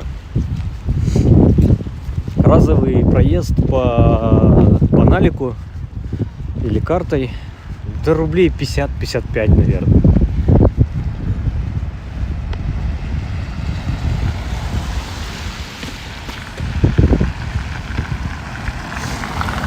Так, что-то я зря все-таки прошел. Надо было взять булку и кофе. Я оголодал. Ну ладно, мы где-нибудь там сейчас на Пионерской. На Пионерке мы возьмем что-нибудь попить. Наличные, да, берут, по-моему. Слушайте, я в автобусе давно не ездил. А слушайте, а даже когда ездил, я не обращаю внимания, что там кондуктора берут. Возможно, наликом нельзя, да.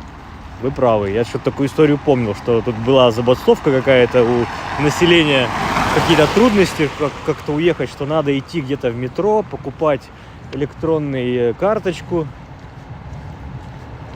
Ой, там это ласточка едет.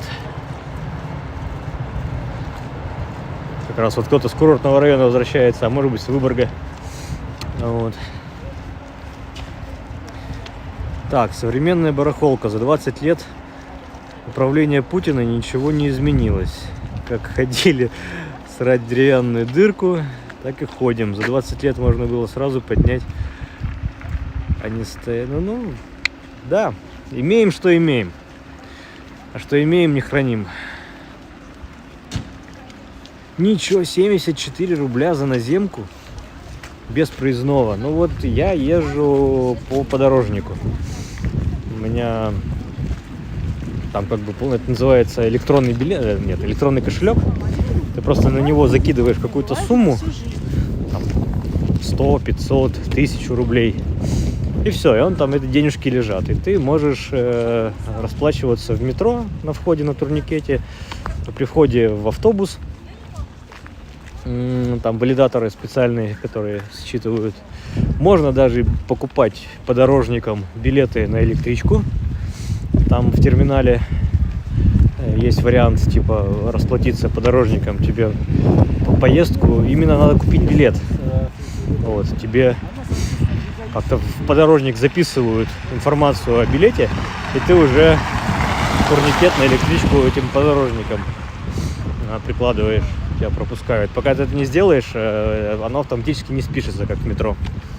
Вот. Ну и, в общем, подорожникам гораздо дешевле, прям гораздо дешевле. То есть, в принципе, если вы приезжаете в Петербург и все равно как-то будете ездить, да, на несколько дней, то считаю, что можно купить подорожник. Ну, он сколько-то стоит сам носитель, да, но я думаю, 3-4 поездки, а дальше, ну, он окупается, а дальше вы в чистом плюсе, то есть гораздо дешевле. Так, Северный рынок, Ручьевский рынок, Троицкий рынок, Опрашка, все похерили. Ох. Так, подорожник есть, но денег на нем не было. А можно его пополнить через банковское приложение. Не обязательно в метро бежать. Вот, но его надо активировать. Ну, то есть, вот вы когда денежку закинули, надо эту денежку на этом подорожнике активировать. И в каждом автобусе есть, ну, несколько валидаторов, которые считывают. Но один из них, он также и, как это называется-то, активирует эту оплату. Вот.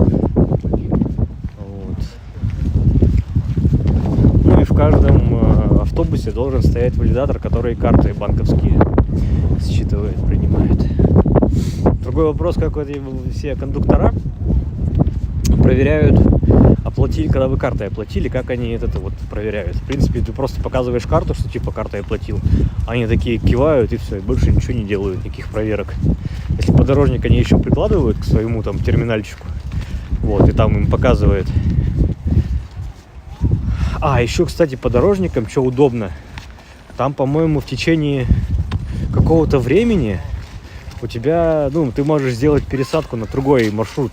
И это будет все в одной цене. Но я могу врать.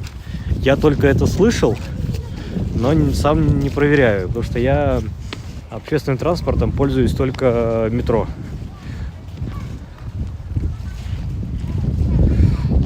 Так, вопрос, можно ли сдать подорожник обратно. Ну, по-моему, они декларировали, что можно. Но только в течение каких-то первых дней. Как вот вы купили... И там то ли в течение недели, то ли в течение... Ну вот, надо тарифы их почитать.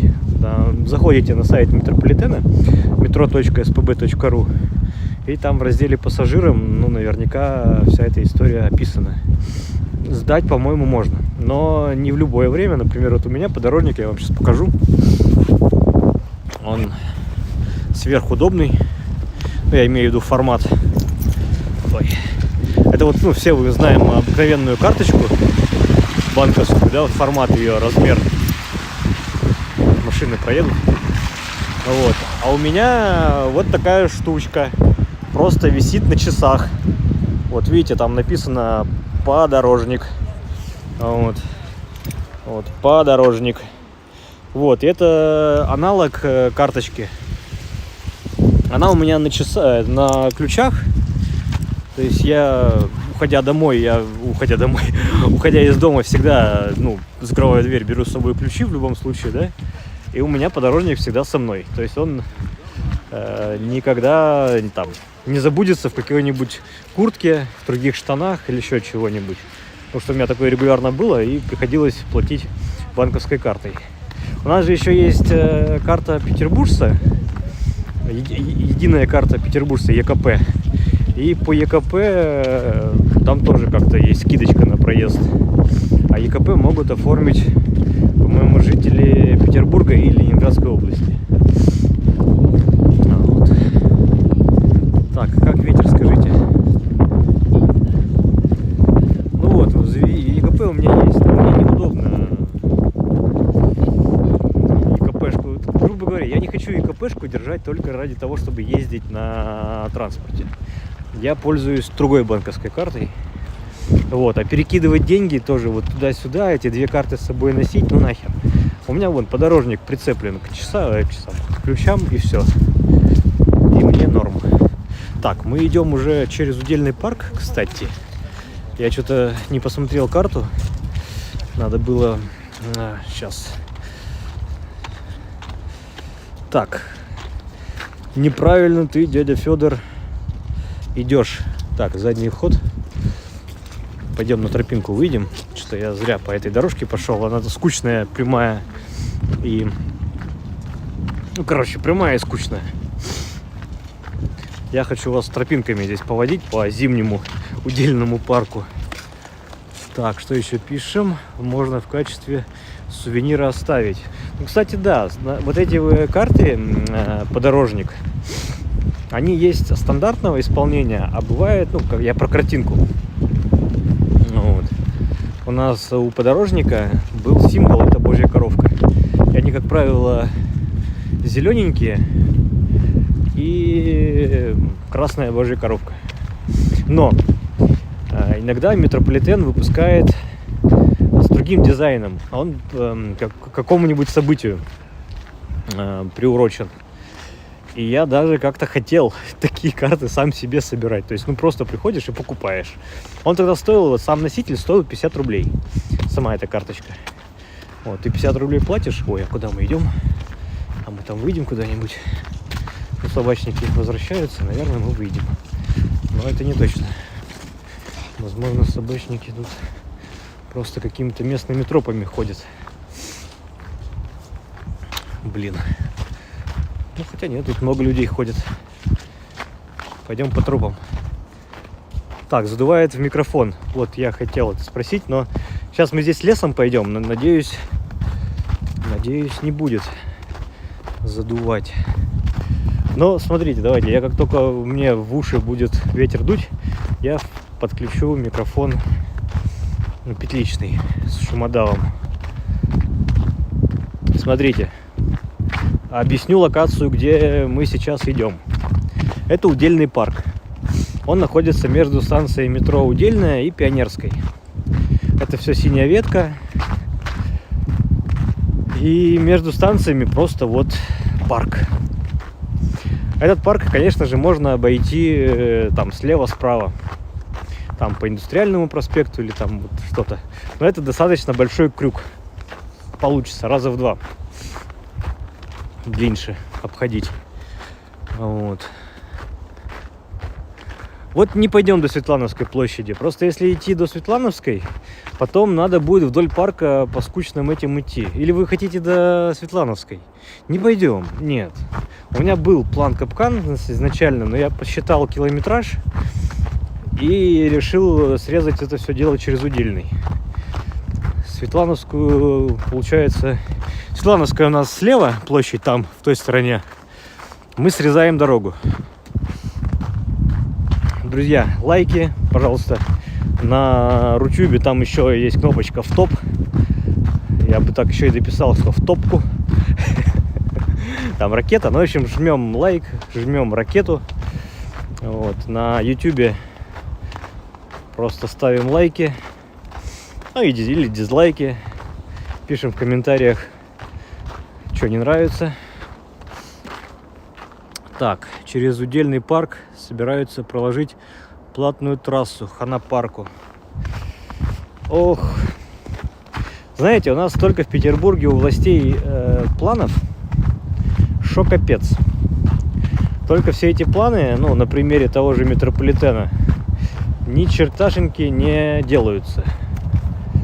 Или делаются, но как-то с диким запозданием, не в полном объеме. Если у них будет, видимо, знаете, видимо, на... Так, куда нам пойти. Давайте, куда все идут. Если бы это на чем-то можно заработать деньги, у нас это все дело быстренько делается и осваивается. Да, попутно все бюджеты пилятся и кто-то обогащается. А на метро, на метрополитене, видимо, заработать нельзя. И поэтому у нас метро ни черташеньки не строится. Так, говорите, тормозит. Друзья, терпим. Мы в парке. И, видимо, в парке никаких антенн сотовой связи у Мегафона нет. Да и вообще ни у каких операторов нет. Поэтому терпим. Сейчас идем насквозь парк. И я думаю, там уже ближе к Пионерской связь восстановится. Вот выходим на эту аллейку, посыпанную песочком. Я уже там впереди слышу шум дороги. Так, плохо ловит в этой локации, да. Ну, ничего не могу сделать. Каюсь. И вспоминаю, что в прошлый раз, когда мы здесь шли, тоже как-то парком летом, такая же была проблема. И я что-то себе сказал, видимо, что нет, больше здесь парком не пойду. И, конечно же, иду. Так, здесь рядом клиника имени Алмазова. Да, считалась раньше одной из лучших в Европе. По-моему, она где-то вот там справа находится. Да.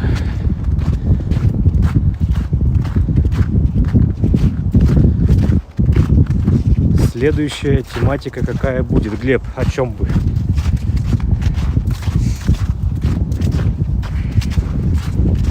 Я походу ж, я как тот Чукча всегда говорю. Что вижу, то пою. Во-первых, что вижу, ну, тут особо-то ничего не вижу, что тут говорить. Во-вторых, вы что-нибудь в чате пишете, но я на это как-то реагирую. Так что предлагайте.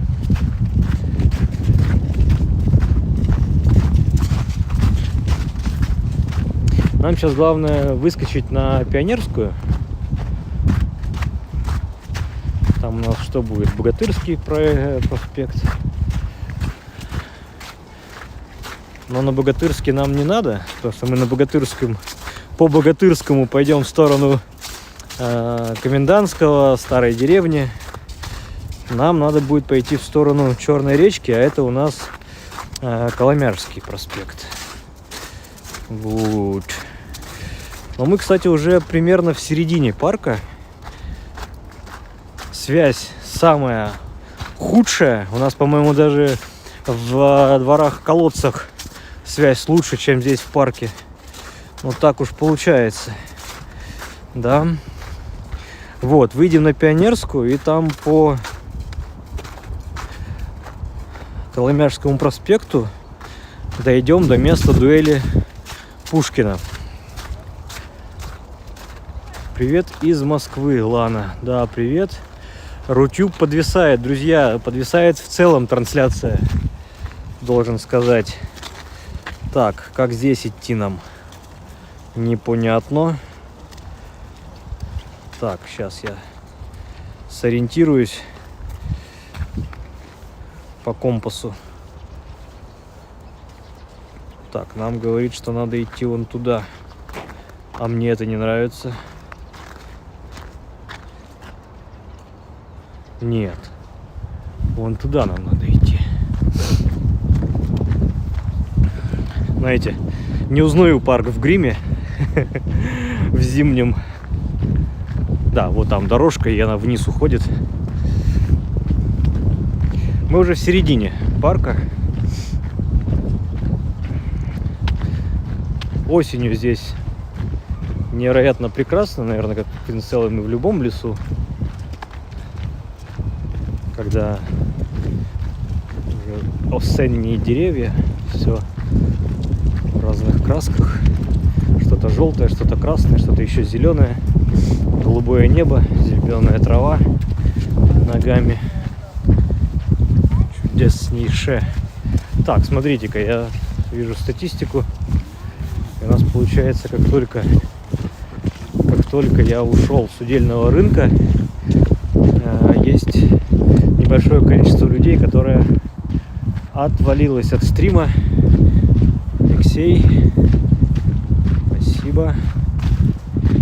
Так, а что у нас такое? А вот, я же думаю, где звук? Спасибо, что подписываетесь. Всегда рад новым подписчикам. Как я говорю, сопрогульщикам. Будем прогуливаться по Петербургу вместе. Подписываясь, не забывайте там еще колокольчик нажать. Это чтобы вам приходили оповещения.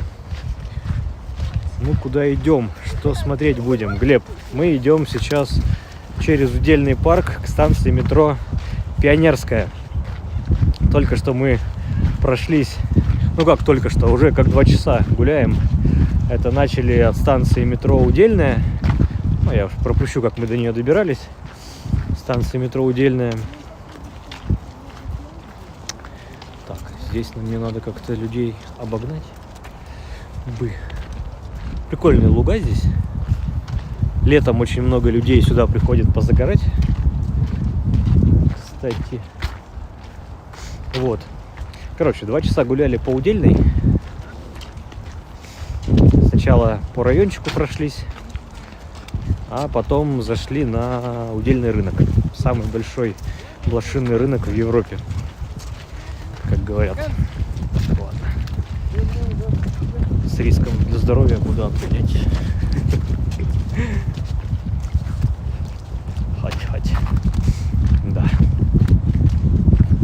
Вот. И сейчас держим путь к станции метро Пионерская, а там к станции Черная речка. И одна из локаций — это подойти к самому станции метро Пионерская, там к памятнику детишкам, а после дойти до места дуэли Пушкина с Дантесом. Для тех, кто-то в чате писал, что улица и дом. Ну, квартиру-то уж явно не надо. Вот. В принципе, если вы на 2 города живете, и вы давно не были, или вам просто интересно, что сейчас рядом с вашим домом, ну, пройдем мимо, если будет по пути. В 3 соснах заблудились. Ну, буквально, да. В 3 соснах. У меня, знаете, были 2 одноклассника. Не знаю. Передаю привет вам, Саня с Женей. Как-то был такой случай. Они постоянно опаздывали на первый урок. Они ходили вот вместе до школы. И как-то один раз такой шутка-юмор была, что они, опять заблудились, и типа, где они? Ну как заблудились? Опаздывают, типа, где они? Она говорит, вот заблудились в 3 ларьках. А это же, знаете, это же пока до школы идешь, там ларьки везде, на перекрестках. И надо же подойти, посмотреть, поглазеть. И вот они постоянно вот там зависали, видимо. Ну и вот шутка-то юмор, что в 3 ларьках заблудились. Вот. Так, сейчас Рутюб нормально. Ну вот мы уже к Пионерской подходим, так что скорость к нам возвращается. Так, на Пионерской пиво покупал немецкое в бутылке. Цена ого-го, вкус так себе. Ну слушайте, у меня даже тоже сейчас около дома есть пивнушка, разливушка. Но там они себя позиционируют как такой не совсем обрыгаловка. Там у них пиво подороже. И у них очень много бутылочного пива. И причем бутылочного там зарубежного. И ценник-то тоже ого-го. Там, если простая разливуха, да, или, например, какой у нас порядок цен? Ой, ну просто в магазине во всех этих Дикси, Магнитах, Верных, да, там бутылка пива, 50-60 рублей.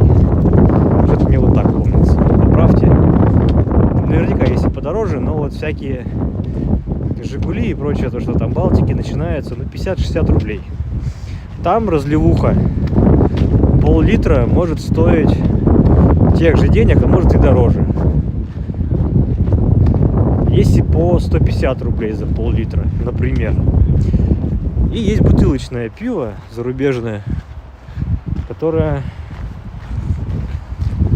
смертельный номер Делай, что умеешь. Сальтухо.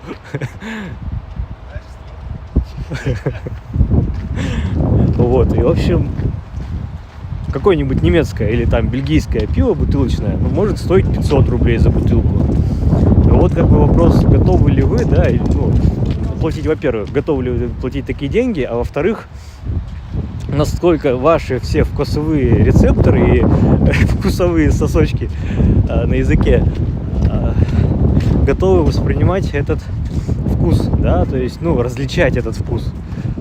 Есть ли разница? Это как в рекламе Доси, да? Если нет разницы, то зачем платить больше? Вот если вы понимаете эту разницу, то, ну, наверное, да. Если нет, то сорямба. Так, пока рекламная пауза. Друзья, спасибо, Глеб, еще раз, что подписались. Так, бым-бым-бым-бым-бым-бым. Фронт-камера. Фронт-камера, включись. Я не попадаю. Рекламная пауза небольшая. Друзья, в описании есть ссылки на другие площадки, на которых я как-то пытаюсь засвечиваться и по возможности развиваться. Ну и ссылки для донатов. Если есть у кого-то желание поддержать меня, так, чат, читаю, если от метро Черная речка пойдем по Белостровской, то я увижу свой второй дом. Александр, давайте, прям напишите сейчас адрес, там номер дома. Я сейчас по карте посмотрю и, может быть, скорректирую просто маршрут. Опять же, еще по времени посмотрим, потому что мы уже, да, 2 часа идем. Идем 2 часа. И я обхожу сейчас вот большой сити-молл. Он у нас на пути оказался. Вот вам сейчас мне придется обойти его, чтобы выйти к станции метро. Вот. Ну, в общем, скорректирую маршрут уже по ходу. Ну, то есть нам в любом случае надо к месту дуэли дойти. Я сам там давно не был, я хочу там оказаться. Все последние мои попытки там оказаться, они проваливались. Кстати, вот наверху вот эти вот стеклянные окна. Там в этом сити-молле большой фудкорт вот с этими, с кухнями мира. Туда, кстати, тоже можно сходить, отдельно видео снять, если интересно. У меня же есть целый плейлист на ютубе Петербург гастрономический, где я показываю такие места. Вот это одно из тех мест, которое надо бы посетить. Пусть оно будет однотипное, но там свой какой-то интересный дизайн и атмосфера. Ладно. У нас уже вон там впереди, переключаю, дома. Переключайся. Вот те дома. Конечно, разительная разница между удельной, да. Так, ветер. Мне кажется, ветер задувает. Я пока постараюсь все-таки микрофон включить.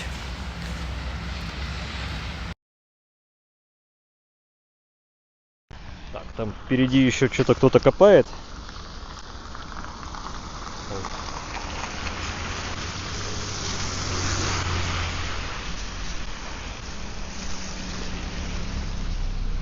Все в заборах.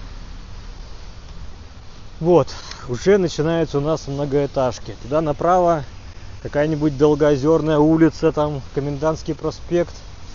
И все вот эти вот многоэтажки, новостройки. Там еще, конечно, есть райончик с частной застройкой. Там мечеть вторая в городе, мусульманская. Но не об этом речь. Пойдем мы в сторону Черной речки, это налево.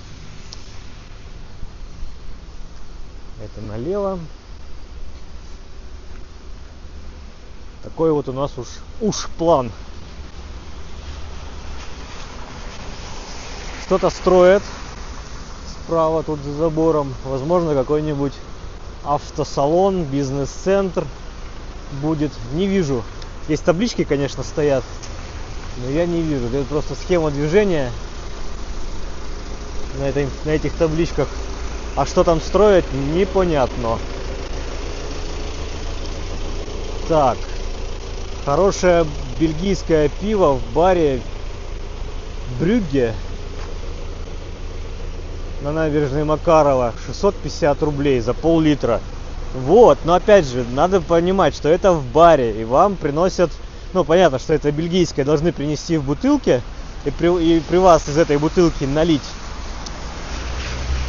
Но это в баре цена, да, соответственно, эта же бутылка, вот в такой крафтовой пивоварне, ну как пивоварне, отставить, в разливайке более-менее приличной, эта же бутылка может стоить рублей 400.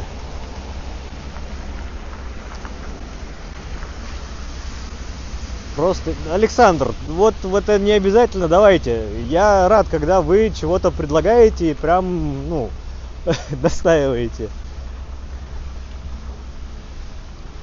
Просто если вам не интересно, то зачем в целом говорить? Для меня, ну, труда-то не заставит. Ну, в общем, давайте, решайте сами. Я за вашу активность просто. Вот, мы уже выходим.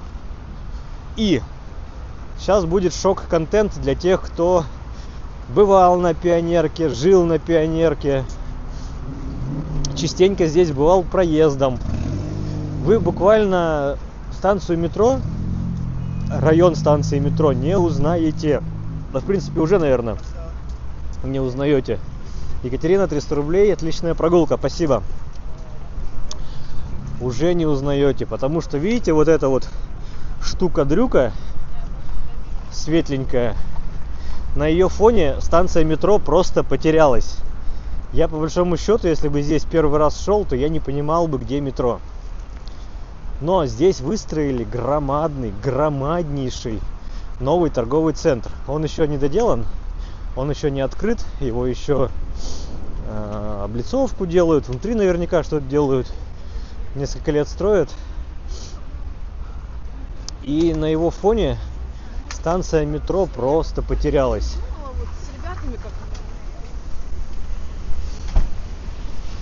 Я уже не говорю про вот это вот уродство. Здесь на перекрестке. Там вот у нас направо начинается Богатырский проспект. Здесь слева вот этот торговик, который мы обходили. Это вот теперь Лимана Про, это бывший Леруа Мерлен. Торговик Сити Молл. Большой, хороший, в целом просторный. Опять же, рядом с метро, окей. Но здесь был пустырь, и на нем построено. Но вот как вот тот торговик воткнули, это, конечно, швах. Здесь закрылось все, вся и перспектива, и как-то вот, не знаю, как-то стало меньше места, знаете. Застроили. Так, СВ, привет, да, всем привет, вновь подключившимся спустя 2 часа.